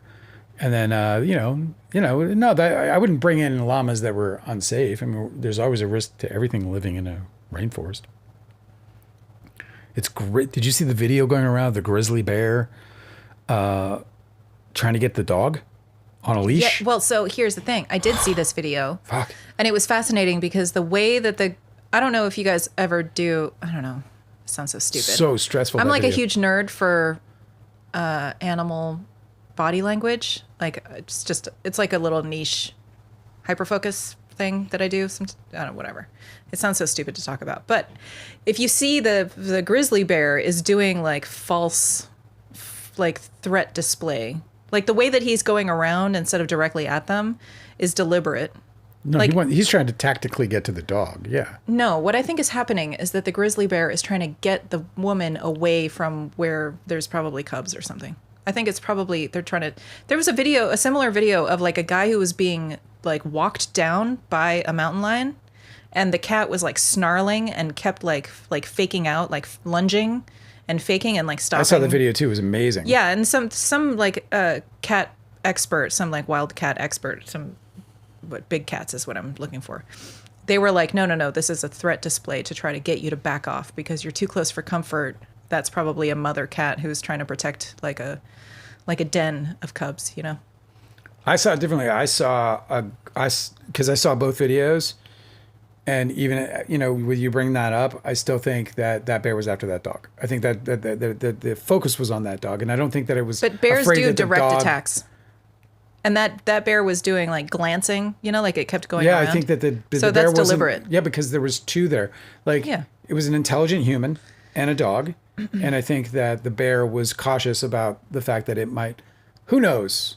I don't know. I have no idea what's. It was a really bad situation for this lady. She did the right thing by backing off, but I don't know if you noticed that the bear gave up as soon as she went through some gates, and the bear was like, "Okay, we're good," and went back to where probably there was cubs being protected. You know. You're sticking to your story. I'm sticking to mine. Yes. I think the bear was like nom nom nom. I think the dog got out of reach. I think the bear sussed out a risky situation for itself. Yeah. And I don't think it was hungry enough to need to risk, you know, too much. And I do know that about the animal kingdom is that, like, especially bears, is that the more hungry they get, the more aggressive they get, the more, you know, they're like polar bears will take your fucking face off no matter what. You know, they're almost like the orcas of the land. I mean, they're just killers. But, and grizzlies can be certainly, black bears are wusses. I'll say wusses. I would be too, man. I wouldn't fuck with a human. They're scary. For sure, bro. We were talking about this about like killer whales, how killer whales know, dude. They know. They fuck Because with they humans. probably know that we're like They murderous. They fuck with the boats, but they know that if they so much as fucking kill one human being, that the humans will decimate them. they'll decimate them. That they'll hunt them down and they'll string them up on boats and carry them fucked up. inland. Yeah, there's It's the most fascinating thing, man. speaking of violent humans and animal stories, I wanted to tell you about this true crime story that's happening. Yeah. This is a really, really, really horrific and very unique story out of California. Is this a good time for this? Are you with me? Yeah, I'm listening to you. Okay. There's a guy. His name is Shannon Miranda. Okay. I don't know if you guys have heard this story about a mass burial site of dogs being uncovered. Oh, so this is the Yeah. rescue. So let me tell you the story. Yeah, okay. So there's a guy. His name is Shannon Miranda. He has been running Miranda's Rescue or something like that. Yeah. And it's Miranda is his last name. It's not a lady, you know. It's like just his. Anyway, so he has a 50-acre facility, and he's operating as an animal sanctuary and an adoption organization. He's located in Fortuna, California. The investigation is happening with Humboldt County Police. So this is Northern California, almost Oregon border. Mm-hmm. Okay. And so they have uncovered on his property a mass burial site of 117 dogs. Okay. And then they additionally over 700 other dogs that were transported to his facility by shelters and other private owners have remained unaccounted for.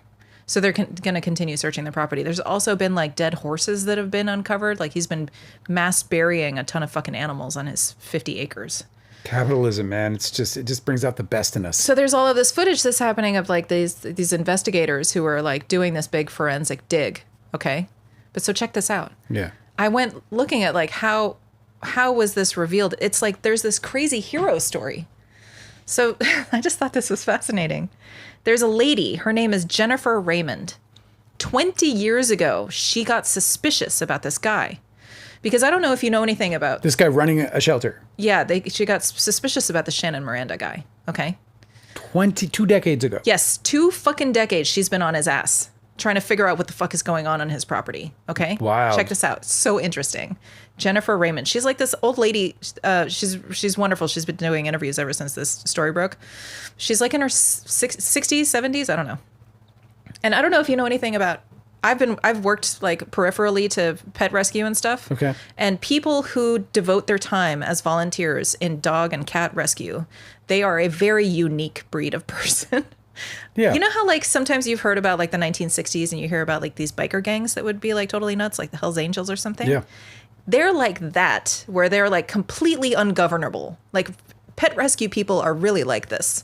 But they're completely morally sound. And every now and then you'll get like a real odd one who's like goes crazy and like just hoards a bunch of dogs. And then they're immediately, as soon as they're exposed, they're completely separated from the group. Like if you think about like the spirit and the ungovernability of like the Hells Angels biker gangs, but completely morally and ethically like clear, that's what pet rescue people are. You cannot fuck with them. So this lady, her name, Jennifer Raymond, she never stopped trying to figure out what the fuck was going on because she got a bad sense. She sent a cat to this guy's rescue and then it went unaccounted for. The cat disappeared. She couldn't follow up on the cat. She cared about the cat. She couldn't figure out what had happened to the cat, if it got adopted. She got the runaround from this guy and she was like, something the fuck is up. So she noticed on his property that he has a certain number of kennels, but he's so popular and he's always taking dogs. What he does is he'll take dogs from people and he'll charge a fee. That's basically like a shelter placement fee. So if you want to relinquish your dog to his shelter... For $100, he'll take care of it. Yeah, but it's like more like, it's more than $100. Whatever the number, but... So he's like, then, yeah, that'll pay for for the food and housing, and then I'll place your dog and I'll get your dog adopted, is his promise. So these are people who are... So this is a different kind of person, because this is the kind of person who doesn't want to go to the shelter where they know there's a euthanization option. They will save dogs from the shelter, foster them for a little bit and help them decompress, and then deliver them to Miranda's rescue. It's like more like predicament people. Like, I'm in a predicament. I don't have anybody that can take this dog. Yes. I need somebody but I want this dog to live and to have a great life. It's a beautiful animal, etc. The dogs that show up at Miranda's rescue, and people pay to place them in the rescue so that he can rehome them and find good homes for them. Yeah. These dogs have names. These dogs have microchips. These dogs have like gear that they go with. They have their own collars and stuff. These aren't like just up to date like shots and vaccines and these whatever. dogs are known by people. Yes. So over time, a bunch of people have been trying to follow up, like, oh, you said my dog was adopted, but like, do you have any information? Where the fuck is Brandy? Yes. Where the fuck is Brandy times like 1,000? Yeah. So he only has so many kennels and he's constantly taking dogs. And Jennifer Raymond noticed, she was like, this is fucking weird. Because there's no way he can be homing at the rate that he's taking them in. This is a rural community. Yeah. There aren't that many homes for this many dogs. The investigators said that there were 700 dogs who were unaccounted for. So 700 dogs who had not been adopted out and were accounted for on his paperwork that had been delivered that they know of. And there may be more than that. And he's taking money for each one of those. Yeah. In the meantime, in those 20 years that people started to suspect something, the investigators and the cops were like, we can't do anything without any evidence, right? The entire time. What do you think the number is? Like, what do you think the cost is to turn over a dog? Is it 200, 500? I don't know, but people have been sharing their stories. There is a Facebook page about what happened to the dogs. Like people are posting pictures of like their dog Brandy that they dropped at the and they're like, has anybody adopted Brandy from this Miranda's rescue, or is she in the ground? You know? Get back to the hero. I kind of took you off of that. So there's a hero to this story. Okay, so check this out. So she, the cops have not been able to help because they're like, we can't just like launch an investigation without any evidence. And so what this lady finally does, This is so metal. There's going to be a documentary about this for sure. So what Jennifer Raymond does is she purchases the property next to his. Unbelievable. So that she can get a better view of what the fuck is going on his 50 acres. She bought a house She to bought a spy. house in order to spy on Wow. this man. Because she's like, some shit is going down. Also, I forgot to mention, in the meantime, he has started buying property in Las Vegas. He has like 2 big houses in Vegas, and he's constantly posting on social media. He's like living large. He's wearing like fucking gaudy silk A guy running a shirts rescue. and shit. Yes. This is somebody who obviously should be in Congress. Everybody who ever runs rescues or knows anything about rescuers knows that they are fucking broke, and all of their extra money. I spilled on myself. You got excited. Yeah. All of their extra money always goes to the dogs. None of these people have any money because it's so expensive to try and care and save these dogs. So anyway, so this guy starts living lavishly. Everyone's like, what the fuck is going on? Dude. So check this out. So Jennifer Raymond, what she does in the dark of night, she's like, I need to find evidence for the cops to finally shut this guy down. Because what's going on over here is fucked. I don't understand what it is, but she's like, it's got suspicions. So she sneaks onto his property and she starts digging. She finds a dead dog. Oh my God. Her and her girlfriend that she brought with her, who's also So been... she trespassed She trespasses onto his property. and digs up a dog. She digs up a dead dog, and in that same spot, she keeps digging, they find 8 dogs. Oh my God. She's... What a fucking horror scene. I know. How were they? I Decomposing wonder, dogs. did she, was there a description? Were they just flesh and bone, or were they in bags? Like, do you know any of that? She didn't tell the details, but she said it was ghastly. God, well, she said it Ghastly's was probably absolutely just gruesome. throwing corpses into the Okay, ground. so check this out. So her and her friend, who's, I think she said Jamie, whatever. I watched the part of the interview where she hadn't said her full name, but this woman that was helping her is also a huge factor in the story. So she drags these dogs back to her property line so that they're in her property, and her friend calls her contact at the police station and says, I need you to meet me at 8 a.m. I have evidence that he's killing dogs on his property. And she's like, I have 8 dead dogs I'm going to hand over to you. And the cop is like, I can't take it. I can't take 8 dead dogs. I don't know what you expect me to do with that, but we don't have the fucking resources to be able to take dead bodies right here. So she's like, okay, fine. So they work out a time that they're going to meet and they're going to sort all this out. So in the meantime, her friend, did this fucking person come back to their clinic and see, or their rescue and see, their property dug up? It's wild. No, I have no idea, but check this out. So these 2 women are doing these like forensic investigation now. So they bag the dogs, they label the dogs, they buy a chest freezer, and they store the dogs in the chest freezer for the authorities to conduct their part of the investigation. Yeah. And the day that the police go and pick up the chest freezer of the unburied dogs is the day that they serve him a warrant. Their warrant says search warrants. That the search warrant said that they had credible evidence of animal cruelty, fraud, and conspiracy. Oh my God. So they finally execute the search warrants. They find on the property, a barn on the property they believe is the kill barn, where they found 600 dog collars. Oh my God. And they identified areas with blood spatter where they believe the dogs were killed. Apparently there were bullet wounds. Oh my I know. God. Isn't it the most horrific thing? The FBI is involved in the investigation, and people are like, well, why would the FBI be involved? I thought at first, I was like, well, anytime you take money for fraudulent means and it goes like through wire fraud kind of thing. Yeah, and it goes through any of these like money exchange apps, that's like wire fraud. So surely that's the FBI's jurisdiction. And somebody else was saying, and I don't know if this is true, but I'm just going to repeat it. They said that they think that the FBI is involved because he was making videotapes of animal cruelty. Snuff dog films? Like animal cruelty snuff films. Oh my God. It's like Which would account it's for like a the money. slaughterhouse. Which They're would like, account- that's perfectly good meat. Which would account for the money. Because how are you buying multiple properties if you're just taking like $100 here and there for a dog to be relinquished to your rescue? But if you're making videos that are going out on the fucking black market or something, you can make a lot more money. I wonder if it's really horrific. I wonder how. I don't know if that's that's true. Prison. If it's true, if it all comes true, I wonder how lifers feel about guys like that. Oh my God. Almost every the prison- lifer who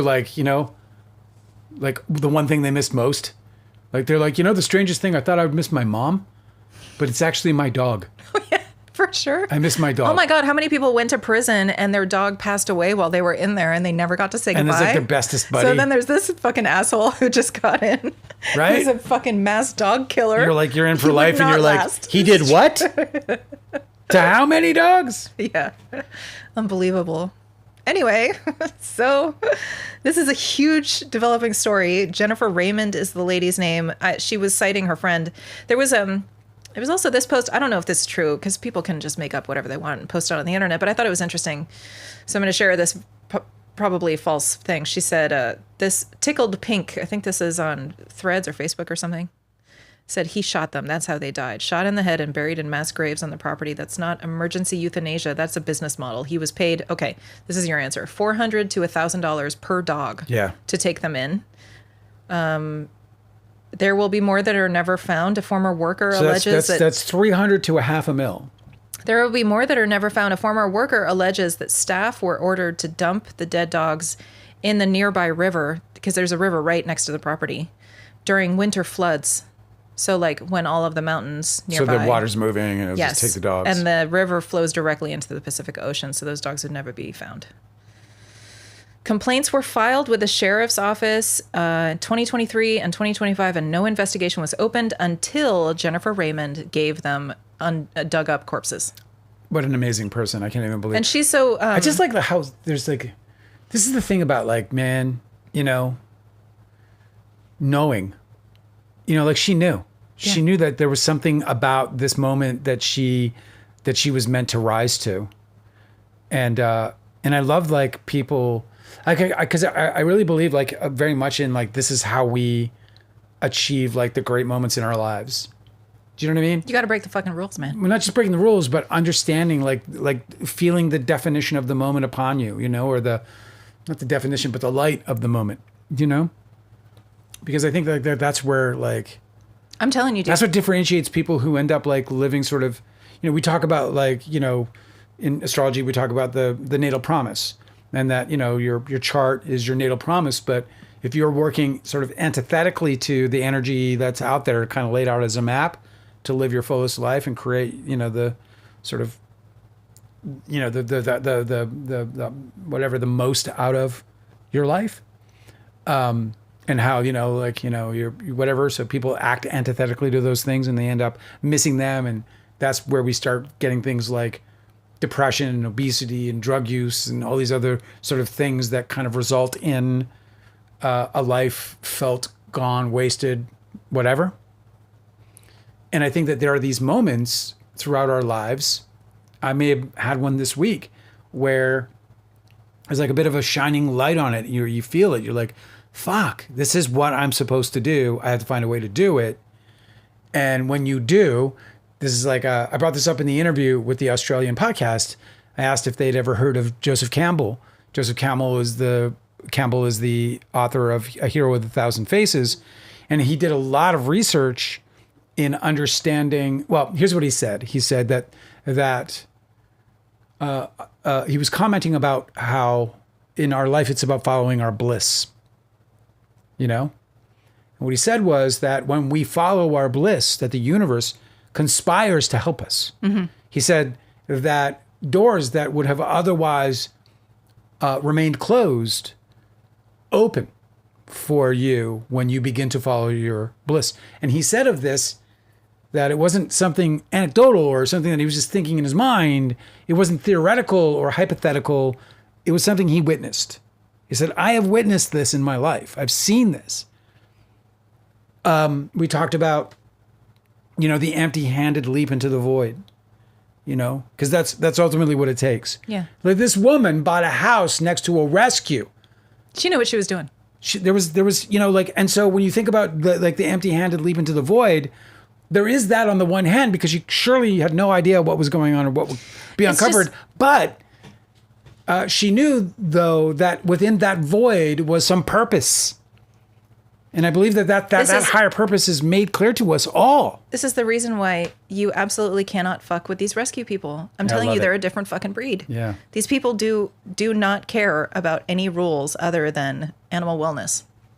You know? Where's I my absolutely fucking love cat, them. dude? They're completely insane. There's this, actually, it's so funny you mentioned that. Where's my cat? There is a really great crime documentary called Don't Fuck with Cats. Maybe they'll call that the documentary, Where's My Cat? Maybe. There's a really great crime documentary called Don't Fuck with Cats. And it's how a bunch of animal, bleeding heart animal people Yeah. found a murderer online. Animal advocates. Yes, because he fucked with cats. Yeah. So he was murdering people, and the authorities weren't doing anything about it. But then when he started fucking with cats, it was like, we're going to get this shit. Exactly, dude. Kind of the state of affairs, really. Yeah, I mean, it's not like it's nobody. Sometimes I see these arguments online that are a little bit bad faith, where they talk about how people only care about news stories involving violence, especially like police violence or something, when an animal is hurt, but they don't care when a person is hurt. It's just, I think what it does is instead it provokes us a level of wrongness that is, I don't think that any of the people who care about these animals and are seeking justice for animals ever are trying to like sort by importance, like make animals superior to people. I don't believe that that's true. But I just feel like no, but maybe equal. They, there's, one thing that it's the same there's thing, something like, that like sort of moves in the spiritual circles, particularly like in the Buddhist kind of Taoist world. I know, but it's like what I'm saying is like there are people who are so much more activated when a child is harmed. They're not making the child superior to adults, No. I just feel like it's just an activating force. And I believe that it's a net positive whenever anybody is activated by any violence against animals or people or anybody. It's like, it's wonderful that that the cops were like, sorry, we can't do anything to help. And then she was like, this Jennifer Raymond said in the interview, she was like, it's so sad that those 8 babies had to die. She was talking about the dogs, right? Yeah. She called them babies. Yeah. It's just like, it's the same level of compassion that these people have for like the absolute defenseless among us, Yeah. I just think it's wonderful. Well, what's her name? Jennifer Raymond. Yeah. I mean, I'm not going to get a tattoo, but she's like, she's on like the short list. Like, yeah, but it's a shame that I can't know. remember her friend's name because her friend, her, co-conspirator, right? Her partner in crime was actually the person who was interfacing with the police to try and get the investigation moving, the one who bought the chest freezer, labeled and body bagged the dogs and made sure that it was all set up for the investigators, That person deserves a ton of credit. I just can't remember her name. Like, these stories would be such great books, Oh yeah, no. Because what a twist you would just I'm never waiting see for the coming. documentary for sure. Well, I mean, what a horrendous, horrible human being. I hope that they throw away the He's fucking such a good key. villain too. He looks like a total douchebag. He's Really? like overly tanned, way too buff, and he wears those really like those super gaudy like silk shirts with like flames on them and shit. And Fucking drowning gold puppies. beads. Fucking drowning puppies in the fucking An back absolute room. fucking monster, But it's really a shame because on this Facebook group, people are talking about, somebody did a supercut of all of the videos that people have done when they will drop off the dog and then he'll walk the dog back to the kennels. And so a bunch of people have videos of their final moments seeing their dog walked off happily toward the kennels. Oh my God. Isn't that horrible? And they had no idea that they were just delivering the dog to their death. Crying as they go, getting back in the car, and they're like, we did the right thing. We did the right thing. It was worth spending the money. Like, like the disgruntled dude who's like sitting there going, $500. I could have got a PS fucking 4 for that. With 5 games. She's like, we did the right thing. We did the right thing. And now the guy's like, I could have had a PlayStation. See? Could have done it. All right. That's a crazy story. I hope you'll keep track of it because I want to know when that person gets put to death. No, I'm kidding. I'm just kidding. One way or the other, dude. I mean, nobody's going to let him fucking have any peace in prison with that fucking history. Yeah, that's, I can't even believe how fucking gnarly that is. Blows my mind. You want to hear some good news? Yes. Norway bans AI in elementary schools. I can't can't believe that that's even an issue. Oh my God. Well, it is, especially when we're living in a country that is unregulated, God. I know. and you'd have to go through a lot of hoops to make that a reality, and they probably fight it all the way to the Supreme Court. In the meantime, Norway is protecting their children, and those are the formative years. The thing is that when you look at these countries like Norway taking these kinds of actions, the one thing it doesn't mean that Norway's perfect or that they know how to make the perfect society or whatever, but one thing you can count on is that what they're figuring out real quick is, because they're doing other things, like in Sweden, I think it is, they're like getting rid of computers entirely, and they're getting rid of the internet as a part of their education system entirely. They're getting kids back into writing into notebooks and reading out of textbooks, and the way we did it. Well, but there's science for behind it. The science is saying there is. that I mean, it's interesting. Kids are getting dumber. Yeah, well, there's so many people term. are sharing all of these stories about how their students in high school are complaining about writing essays. And do you remember having to write essays? Were you in school long enough to write essays? Yeah, I wrote a few. Maybe a couple, whatever, I don't know. They're I wrote essays. These students will argue with the teacher saying that it's impossible for them to write an essay without some sort of AI assistance. Yeah. And I remember having to write like 10-page fucking essays that were like all organized and outlined, and having to show all of my work and have to write it like by hand. Dude. You know what I mean? It's just like, you just have to use your brain, man. I taught. It sucks. Everybody hates it. I taught at one of the prominent colleges in this country, in one of the most famous journalists. At a journalism school. Yes. At Grady, UGA. Mm-hmm. My student, I had them all write an essay on something, I can't remember what it was. And it wasn't like something crazy. I think it was like 1,000 words, like nothing nuts. Oh yeah, it was short. Yeah. And it was like, maybe it was a couple thousand words, whatever. It was like 2-3 pages or whatever it was. And I helped you correct them because I'm an editor, And well, I couldn't believe it. No, people were basically illiterate. I mean, they weren't illiterate, but they were. I couldn't believe that these were kids in journalism school and they couldn't complete sentences. Illiterate is the right word, because we're not talking about literacy meaning like you can't read written words. We're talking about literacy meaning like you can't comprehend the meaning of a piece of media and then translate that into your own words and analyze it and put it on paper. Or more severely, some of the students that you had that were in literal fucking journalism school didn't know basic sentence grammar. And it was so strange to see, like, this was before AI had taken over anything. So it was these kids' best work. Yeah. I was shocked. Like, I was reading this and I was like, I'm not grading these kids on their writing skills, because it was an essay on film. Yeah. And on, they had to write essays on these films that I had them watch.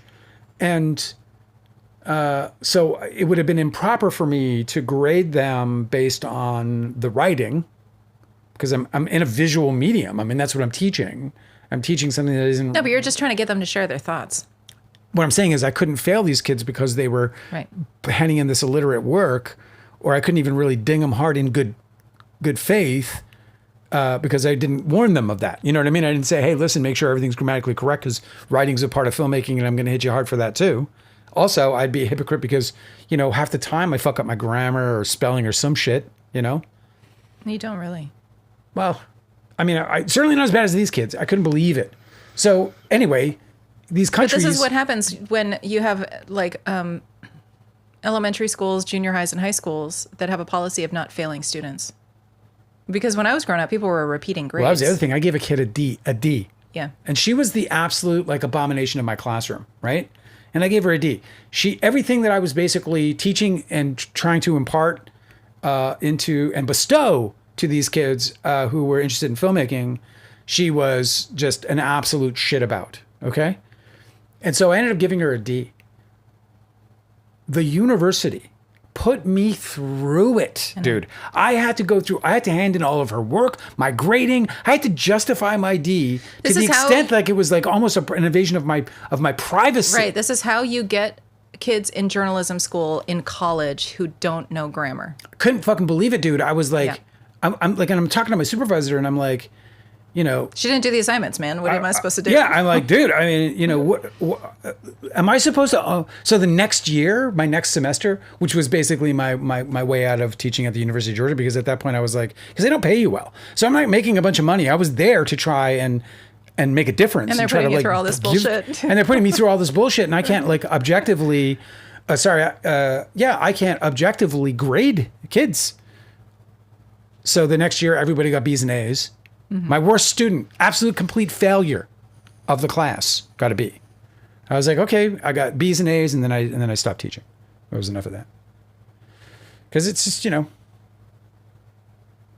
insanity. Anyway, I'm just happy for the kids in Norway because they're getting off of AI. Yeah, that's so great. They're not even getting on it. I hope it spreads. And what it does mean is that these kids are going to get a foundation of how to learn for themselves using the education system and using these conventional items to do it, rather than this idea that, because you know, society isn't going to advance through AI. Society might have advancements through AI that that can be exploited for the benefit of humanity. But humanity will digress from Mount Vesuvius. You know, exactly. You know, or just predicting the weather, but the humanity will digress if AI is meant to be some kind of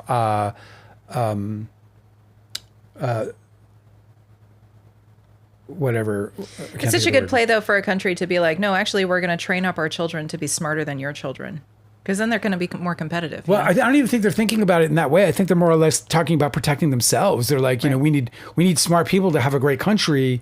And doesn't that make sense? It's not because it's a country not run by oligarchs. When the oligarchs run the country, what they need are minions to fill the factories or to fill the desk jobs or to buy their items and do all this other stuff and live in, you know, a propagandized world that supports their very, ridiculous existence. It doesn't like play out that way in these other countries, not even close. I got a couple more stories I want to get through before. Mr. Hands 57 said Dale Wheatley's fan base fostering class consciousness is the greatest thing I've ever seen. Oh, is that what's happening? Because Guava Island Boy has been arguing with everybody in the chat about this is really great. Sorry to anybody who's pissed about what Guava Island Boy is saying in the chat, but this is undeniable. It says these are conscious political choices that talking about the billionaire class and how they're exploitative. Yeah. They're not facts of life. The only reason that they rely on shit wages is because the elite class has set the system up to make the global south subservient. I'm literally acknowledging them. Because... Who's saying this? Guava saying this? Yeah, Guava Island Boy is... I think this came from your Taylor Swift discussion. Yeah, it sounds like the Western Empire is responsible for both the exploitation of workers in the U.S. and the global South. And it's like, you can't deny that. This is just basic American history. I didn't hear because you were laughing through it, but which... Oh, it's just I was just trying to share with you. Mr. Hands 57 said Dale Wheatley's fan base fostering class consciousness is the greatest thing I've ever seen. Yeah. Well, I mean, you know, we're smart people, aren't we? We're with Getting it. there. We're with Trying it. all the time. Yeah, well, listen, you know... Happiness in Your Life is asking, do you remember finding books at the library using the Dewey Decimal System? And reading so much and citing the page numbers in a bibliography? Oh my God. I do remember some of that, yeah. Bibliography just jump scared me. They're so horrible to have to compile. Oh my God, the absolute worst. I was like, what especially is by this formatting? hand. Writing that shit by hand. Yes. You have to write your fucking bibliographies by hand. Yes. It was the worst part of it. It was like where I wanted to quit school. I was like, why? Why do you need the ISBN You don't need number? this. That's stupid. It's stupid. Gotta write it all fucking down for you. Or you fail. Yes. Did you ever look up books at the library using the Dewey Decimal System? I did. I have no memory of how we did it. I don't remember how it works, but I remember going to like the little box drawers. Yes. And like trying to flip through. The worst. The worst. And knowing it. I remember like knowing it and like functional and, you know. I think that's like a core experience that makes our generation of people very aversive to having anything out of order, like disorganized. Yeah. Like you and I have a pretty extensive vinyl record collection. Yeah, it's all right. And I'm like unreasonably peeved whenever something is misfiled. And I'm probably the one that misfiled it because I'll, file it by the first name instead of the last name or whatever. I put Judas Priest under P. Like it's a last name? Like his name is Judas and his last name is Priest? Yeah. Yeah. So, but like for some reason that just like irritates me so much. And I remember it's because I had to do fucking research for these stupid homework papers in the library. And if the little box drawers with the fucking cards in it for the Dewey Decimal System, if something's not filed right, you're fucked. You can't find your source. You fail the class. Your life is ruined.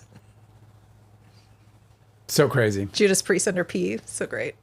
I remember I did that and I was like, what are you thinking? I think I did that with Led Zeppelin. Like I started to look in the Z's and I'm like, there are no Z's. Oh, right. This is stupid. As soon as I had trouble finding like a Pink Floyd record, I was like, Under F. I've done that before too. A couple more quick stories.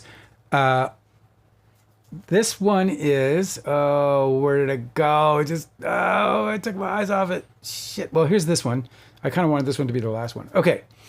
LSD just passed its biggest test yet for treating depression. People taking definium therapeutics, DT120, showed long-lasting reductions in their depression symptoms compared to a placebo, the company announced on Monday. Well, let me tell you, man, I've done like my own experiment with microdosing.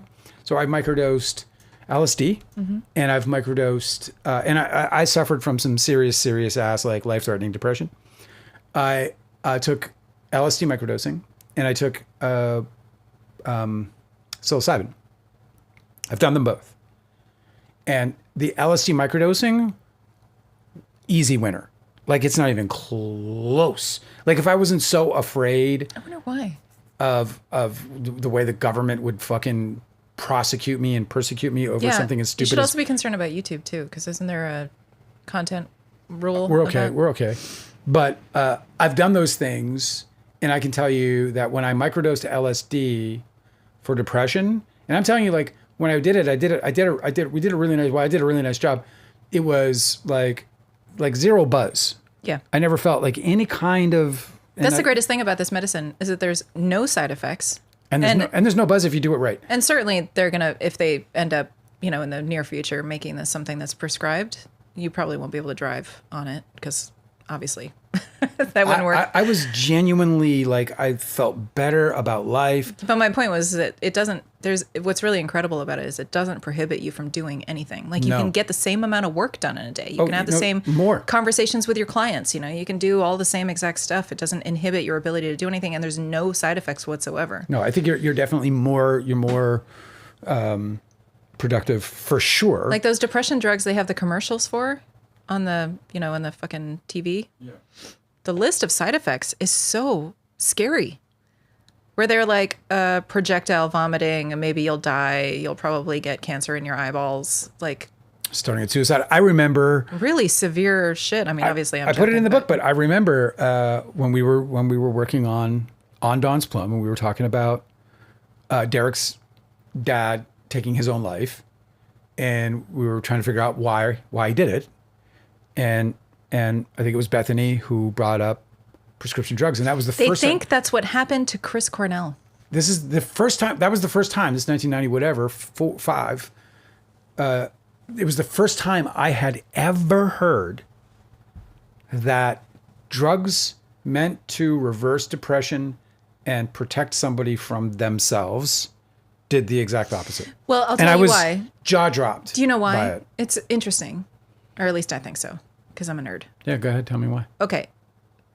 One of the very first results, right? Like one of the very first remedies that people get from taking those drugs is a drop in inhibition, because part of the like improving your mood. They're like walking around with their so you have somebody who's presenting to their psychiatrist or something, and they're like, I can't get out of bed, I'm so depressed, right? So you give them a drug that unlocks the brain chemistry that gets them up and moving, okay? But if the person ever struggled with suicidal ideation, the get them up and moving and out of bed is also a motivating force that would get them to actually act on any of their other impulses, right? Yeah. So it's like if they had an idea of something that they wanted to do, but they didn't really know how to go through with it, whether it's like, something for work, maybe getting out of the house and running errands, or doing this horrific, self-harm that they've been thinking of doing, the drug is going to help them along their way, because the drug doesn't know to unlock some of these barriers in your brain chemistry, but not those barriers in your brain chemistry. Right. So all it does is it lowers your inhibition. So you're going to be more like get up and go. Gregarious, whatever. So your happy, get up and go might be like you get up and go self-harm. You know what I mean? like Tony Scott. Like Tony fucking Scott. His story's so sad because he got stopped. And he was resolute. It haunted me. It haunted me. But that's the deal with those drugs is that like the thing that helps the person get past like the brain fog and the inability to be a functioning person in their life is also the problem that makes them actually go through with it to harm themselves. Horrible. I have a couple last stories that I just want to whip out, if you don't mind. This one scared me so much. A scary story? Yeah, because, I feel like I'm seeing all these people dying young. Like Don't tell them. Why are we bringing stories like this? Younger generations are aging biologically faster than their older counterparts. The faster biological aging is also linked to early onset cancers. Immune system aging is linked to earlier lung cancer. Fat tissue aging is linked to earlier colorectal cancer. Is that not the most terrifying thing ever? So a new study led by researchers at WashU Medicine suggests that younger generations are aging biologically faster than their older counterparts. I mean, I feel like all of this has to do with gut health and like how we're all eating super processed foods, right? It's got to be. I mean, if I think like, about did they isolate that variable? Did they like find people who are only eating whole foods and never eat out of a box that was bought at the store? It's got to be something like that. It's weird because my mom was eating aspartame. Is that how you say it? Aspartame? I don't know how you pronounce it, but yeah. Like that shit, which artificial sweetener. Yeah, when she was on, when she would do all these fucking these fad diets or whatever, like Weight Watchers and shit, she would get out these like half sliced grapefruits. Oh yeah, grapefruit, and then like put all of the. And she bought all the fucking grapefruit spoons, and she had all the gear. What was the brand of aspartame? What was that? What was the brand that she would use? Sweet and Low. Sweet and Low. Yeah. My God. Yeah, they're like, that's poison. I had a friend whose brother was a part of the team that developed and created, what was that one that came in the yellow packet? Splenda. Created Splenda. I used to use that one. Richer than That's the best one. But it's not. Oh, of course not. No. But yeah, it was the tastiest for sure. But my mom was eating all this shit, so I don't know what it is. All I'm saying is like my mom was drinking Pepsi like the fucking, it's just unbelievable. She was like 4 liters a day. My parents would go through on Pepsi for years. My mom, morbidly obese. She's 77 years old and trucking. Yeah. She's still in like 12th gear, uphill. So I don't know what it is, but a new study led by researchers in medicine provides evidence that younger generations are indeed aging faster biologically than their older counterparts. The causes remain under investigation around the world, including global efforts led by research members. Based, the larger gap between biological age, that is how old our bodies appear to be, and chronological age. And if you remember, it wasn't very long ago that I told the story about how science just discovered that your brain is aging at a different pace than your heart and all this other shit. Yeah. Fuck, bro. So like happiness people in your life has the answer. NutraSweet was the aspartame one. Oh, I think you're right. NutraSweet. Thanks. You guys are so helpful. There's some more questions from the chat if you want to get to them. Okay. So what can be done? They're still researching why the younger generations are aging faster. Yeah, they don't know. They don't know what the but all the causes are. The younger generations definitely have the skincare game down. It's like, but it's not. Fad now. What I'm saying, it's not. It wasn't like something going on in my head. I was like, I'm reading these headlines and I'm thinking, this seems significant. And it is. It's got to be processed food because everything is so attached to our supply chains now. Like, I can't believe how many people in my group of, like I said, 40, 50 people out of LA, how many people are already dead or dying, like, or have had a brush with, life-threatening disease. And I mean, because it's astronomical. It's like, it just doesn't even make sense. Like, where the fuck are all these numbers coming from, dude? Like, and I mean, like, I think life has become exponentially more stressful than when our parents grew up. Our parents grew up post-World War II, where things were like, we were the victors, and the spoils were rolling in, and they were like, oh, I'll have more pork belly with that. And, they could buy like a 4-bedroom home for like $150,000. On a waiter's salary. Yeah. Salary, a waiter's salary, not even their tips. So, it's definitely a changed world in that respect. That's why I get like physically angry at people like, who is it? Jackie Chan, who says that of his $100 million fortune, he's not giving any of it to his kids. None of it. They can go and earn it like he did. Jackie Chan has a reputation for being a big fucking jerk face. What a fucking asshole, bro. It's like, $100,000. I saw this, another chilling thing, but it was chilling just because you're like, what? $100,000 a year in 1995 is $330,000 a year in 2026. Put that in your pipe and smoke it. You got to earn $320,000 a year. If you started an OnlyFans, what would you do?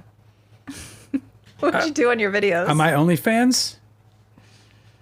I would have to be ASMR. Nobody wants to Card tricks? see me naked. Somebody surely wants to see you naked. Okay, so I got one person. That's me. Yeah. Yeah, I mean, you're just giving us our own money back, but less their cut. It's costing You're us like, 20%. oh, sweet, I got a subscriber. Wait a second, it's you. I don't think I have much of appeal. I don't think I have much appeal. I think I'm a better writer. Yeah, but I don't think you filmmaker. have to be naked on OnlyFans. So what else would you do besides being naked? On OnlyFans? Yeah. Like, for money? For making videos for only your fans. Yeah. You're the Dale Wheatley. You Honestly, can come up with something. Honestly, I think the only thing that I could do that would be of value to people is read their tarot. And I'm not completely there yet, Naked. but I'm very close. Right, with jiggly man boobs exposed. Yeah. The last thing I have for you. Oh, no, wait. You have to save it because we have to go in the chat. Okay. You're going to save it for Wednesday? I'm going to do one more before we go. You're going to save it for Wednesday. No, I'm not. I'm getting this one out. We're in overtime, This one won't take long. Kindly DiCaprio said, Dale, I don't know if you saw my question earlier. Did you ever audition for Newsies? It's No, a 90s movie. I didn't. Did you know anybody who auditioned for Newsies? Probably, but I don't remember specifically. It's a musical, right? I think it is. I have a I can't even imagine you auditioning for a musical. Guava Island Boy wants to know, would you ever do a live on LSD? 100%. Absolutely. We were actually joking about this. I can't remember what the context was, but we were joking about this over the weekend. We were like, that Dale would just be like, wait, guys. Do you see that? Big upset in the come on. World Cup. You're onto your story or what? No, it is what it is. A big upset? No, It's not an upset for that country. Not for the one that won, no. No. The upset is about odds, not Right. about I know. fairness. Listen, I don't know your sports lingo, okay? It's like, not for the ones who won, Dale. They're not upset. Isn't that funny if I just thought of everything like so literally? Yeah. It'd be the end of, dude, seriously, it would be like, I don't know. I would just sit in silence. I wouldn't be able to say anything. I'd just be like, I would get morbidly obese because I wouldn't be able to do anything other than eat. at that Oh, point. Happiness in Your Life said, the biggest TikTok tarot lady just deleted all of her videos and quit. Really? And that would make sense to me because TikTok apparently is like really churning out AI. Like, so she might have thought that she was being used to teach AI tarot. TikTok is not a friendly content platform for creators anymore because they're really just harvesting and stealing, your content. I like to show Happiness. My cards for the day. Yeah, that's the one. You're juggling a bunch of things? Yeah, well, at least two. There's the second card. Oh, that's a good one. Yeah. It's got its ups and downs. It's a good card. They're both good cards. Two of Pentacles. I got fire and earth. Good stuff. Happiness in Your Life says, did you know that aside from infant mortality rate, we really aren't living that much longer than 100 years ago, and the biggest advance is hygiene and antibiotics? That's fascinating. It's basically, hygiene and antibiotics, but also all of these advances and humanity still can't up the longevity. there's also the FDA. That's helped a lot. A lot of people died from spoiled food. Mm-hmm. Just especially This is true. northern, canners and stuff like that. But I don't even know what the true statistic would be there. I'm just delighted that so many people decided to join us today. Yeah, I love it. I love that you guys all are so active in the chat, even if you're arguing with each other. I hope it's all bygones. Here's my final story. This story has me so deeply intrigued. What is it? The memoir of a man who survived the horrors of Hiroshima is to be published for the first time this summer after its discovery in a U.S. archive. What? So there you go. I wonder how that got buried. Oh, you wonder I wonder who would bury such a thing like that. It's probably horrific. I don't know if you guys know, but there's a nonfiction book that was at the top of every horror list of 2025. Right. And it is titled Nuclear War. Let me just find this author. But she goes through, it's really absolutely horrifying and really, really exceptionally well written. I'm only like 60 pages in. But Nuclear War, she talks about what happened to Hiroshima and Nagasaki, obviously. Well, this is from a guy who was there. Yes, I know. And what happens to so the mine's survivors. better. Yeah, definitely better. Anyway, this is Nuclear War, a Scenario by Annie Jacobson. I really recommend it if you guys want to read what, what horrors humanity is capable of doing. Lost Memoir of Hiroshima Survivor found after decades in U.S. archive. Written in 1947, Kiyoshi Tanimoto's account of the horrors of the atomic bomb attack will be published in August and be made into a film.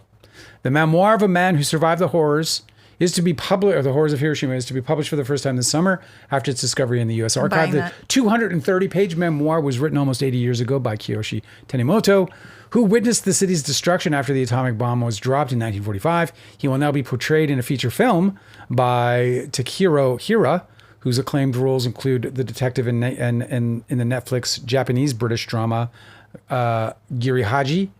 Pre-production begins in November ahead of the shoot in February 2027. Film is being produced by a guy named Don Rosenfeld. Hey, Don. Good luck with that, buddy. It's very timely. It's an in-depth look at what this terrible bomb did. He said, it is so topical now with the Iran situation in North Korea. You can't imagine anything worse than Hiroshima, but it could be worse, supposedly 10,000 times stronger today. So we really have to make sure that it doesn't happen again. Anyway, this memoir has me wildly interested. Like, I mean, on the one hand, on the other hand, there's like almost an anxiety. Oh yeah, of course. It's horrible. Blooming from it. Like, you have to really, really enjoy horror as a genre to try to indulge in Nuclear War, a Scenario. Yeah. Or this. Do you know what the title is and the release date? I don't. Let me continue with a couple more little bits here. Yeah. In the screenplay seen by The Guardian, Tanimoto returns to a city engulfed by towering flames and toxic smoke. Its buildings and people broken and burned, while thick black droplets rain down, almost like oil falling from the sky. He encounters men, women, and children whose clothes have been shredded from their bodies. In one scene, he comes across a tram toppled over, its side ripped open. The occupants inside incinerated. Yeah. He is drawn to the victims, frozen like Pompeii, each in a different pose, their bodies carbonized, charcoal black. While British prisoners of war were among those who suffered extreme brutality at the hands of their Japanese captors, Tanimoto says in one scene, "We deserved to lose. We could not win. Did we deserve the atomic bomb? Perhaps, perhaps not. But no one yet understands what it was like here." I mean, I'm just, fuck. I'm going to read the fuck out of that. Yeah, it's riveting. I'm just going to read the fuck out of that. I'm excited for it. And it's very interesting because I like that perspective because my understanding of the history is that Japanese dictator, whose name I do not know. We have been Westerners have been totally propagandized about that entire scenario because we are absolutely 100% the evildoers. And that's in that whole... Definitely the extreme doers. Evildoers is strong for me because I feel like the United States... Dropping atomic bombs on very populated cities is absolutely evildoer behavior. It is. And just... it would be completely... They fully understood the power of these bombs, too. It's not like they were like, whoopsie, oh my God, look at it, incinerated everybody. Like, we thought it was just going to be a little pop. No, they fucking fully knew what the fuck they were doing. No, they killed hundreds of thousands of people in two instances. Mm-hmm. Anyway, I just wanted to share that with you. Keep your eyes open for this, and when it does come out, I'm going to read it, and I'll certainly review it on this channel. Ain't no question about that. Well, I had a really great time. Me too. We had most of our regulars. I know, it was so nice. I wasn't so sure that we'd get you guys back. I'm sure Guava and Serrata had they duked it out. Yeah, no hard feelings though, guys, right? Yeah, I hope it was like sparring at the gym, and not necessarily anything that has to be, lived beyond that. It's nice to have heated debates, but we can walk away. Like losing Hanada over Richens and then losing Guilty Angel over Pedro Pascal. It's just so annoying to me because, I know that I can be really emotional or whatever. Well, here's the thing about this debate. But the idea is we can still end up friends in the end. It's just so stupid to write people off just because you had a heated debate between them. I mean, it's not stupid. I would just say it's not stupid at all. It's so unfortunate. I just want to say this though. But it's not stupid. It's worth recognizing that two things can be true. Like Guava Island Boy is with us said, I wish everyone well, to be honest. I just hope that the public in general stop seeing their idols as infallible. And this is obviously about Taylor Swift. Serrata was talking about Taylor Swift. But two things can be true. That can be true, that we should stop seeing our idols as infallible. But also, we know we have a much better picture of what the constant smear campaign about Taylor Swift is like. Like, this is happening. She's getting smeared in the press for reasons that, are completely fabricated. So, or also just not. Sometimes they're nonsense. valid criticisms. Sometimes they're totally nonsense. And so, I think that it's important to make sure that when you're talking about certain celebrities who have made enemies in their work, who are weaponizing PR firms like Melissa Nathans and stuff, it's important to not buy into all of the criticisms because a lot of it's manufactured. You know what I mean? Well, and not only that, but it's picked on. It's one thing to be holding guys like Elon Musk accountable for what Elon Musk does. I'm not suggesting that Taylor Swift shouldn't be cognizant of her pollution. And I wish all rich people were. I actually saved this. Cognizant of their pollution. But when you're trying to pick fights over bullshit, when New York deals with multiple shutdowns every month for productions alone. We're not even talking about political rallies and all the other shit that goes on in New York because it's not just filmmaking. But New York is a living, breathing, constant working place, and as such, there are these kinds of events that that happen. Criticizing Taylor Swift for that is nonsense. Criticizing her for her excessive jet fuel usage is a conversation that needs to happen. You can't have billionaires doing the pollution of whole cities just because they need to get around. Yeah. They have to be carbon responsible individuals because and I think it's also very easy to not really think about it when you're super rich. To think about the jet as a thing that takes you someplace and less about how much fuel it's burning and how that compares to, the common individual who's, flying commercially or doing whatever. I also recognize the fact that people like Taylor Swift would have a very difficult time navigating, and that there would be a considerable amount of danger for them to navigate life like a normal human being. I think that Taylor Swift she's didn't she just get a restraining order? Didn't Baldoni himself send people over a fucking wall to get to her? There's a constant threat there. Yeah. And so there's a point at Guava, and I think this is important, that there's a point of where there's also a certain amount of reality that comes with their fame and the cost of their fame. And, then yes, sometimes that cost has to be, sort of on the shoulders of all of us at times because, look, people love fame too. People love the famous. This is why this occurs. So it's not like a society without that might be, less exciting, less culturally exciting, so on and so forth. So it's just important that all of this is balanced and understood so that the right action can be taken. Because if you're just trying to rip at people with money and privilege for everything they do, you're going to lose every time. But if we can narrow it down to the things that we know that are causing damage, inconvenience, cost, whatever, and that can be and should be either regulated or then I think we're doing something productive. But when you're just splashing everything against the wall, you end up letting them get away with everything that you don't want them to get away with because everything is so unreasonable. You got to have a reasonable approach, a leveled approach, and you've got to take wins with losses. And so it's it's just so easy to spew hatred and judgment without thinking the whole fucking thing through. There's more to it than just Taylor Swift wants to go to Europe, you know? But that's definitely part of it. You guys are lovely human beings. We love hanging out with you. We'll see you Wednesday. Yep. Right? Yep. Okay, I had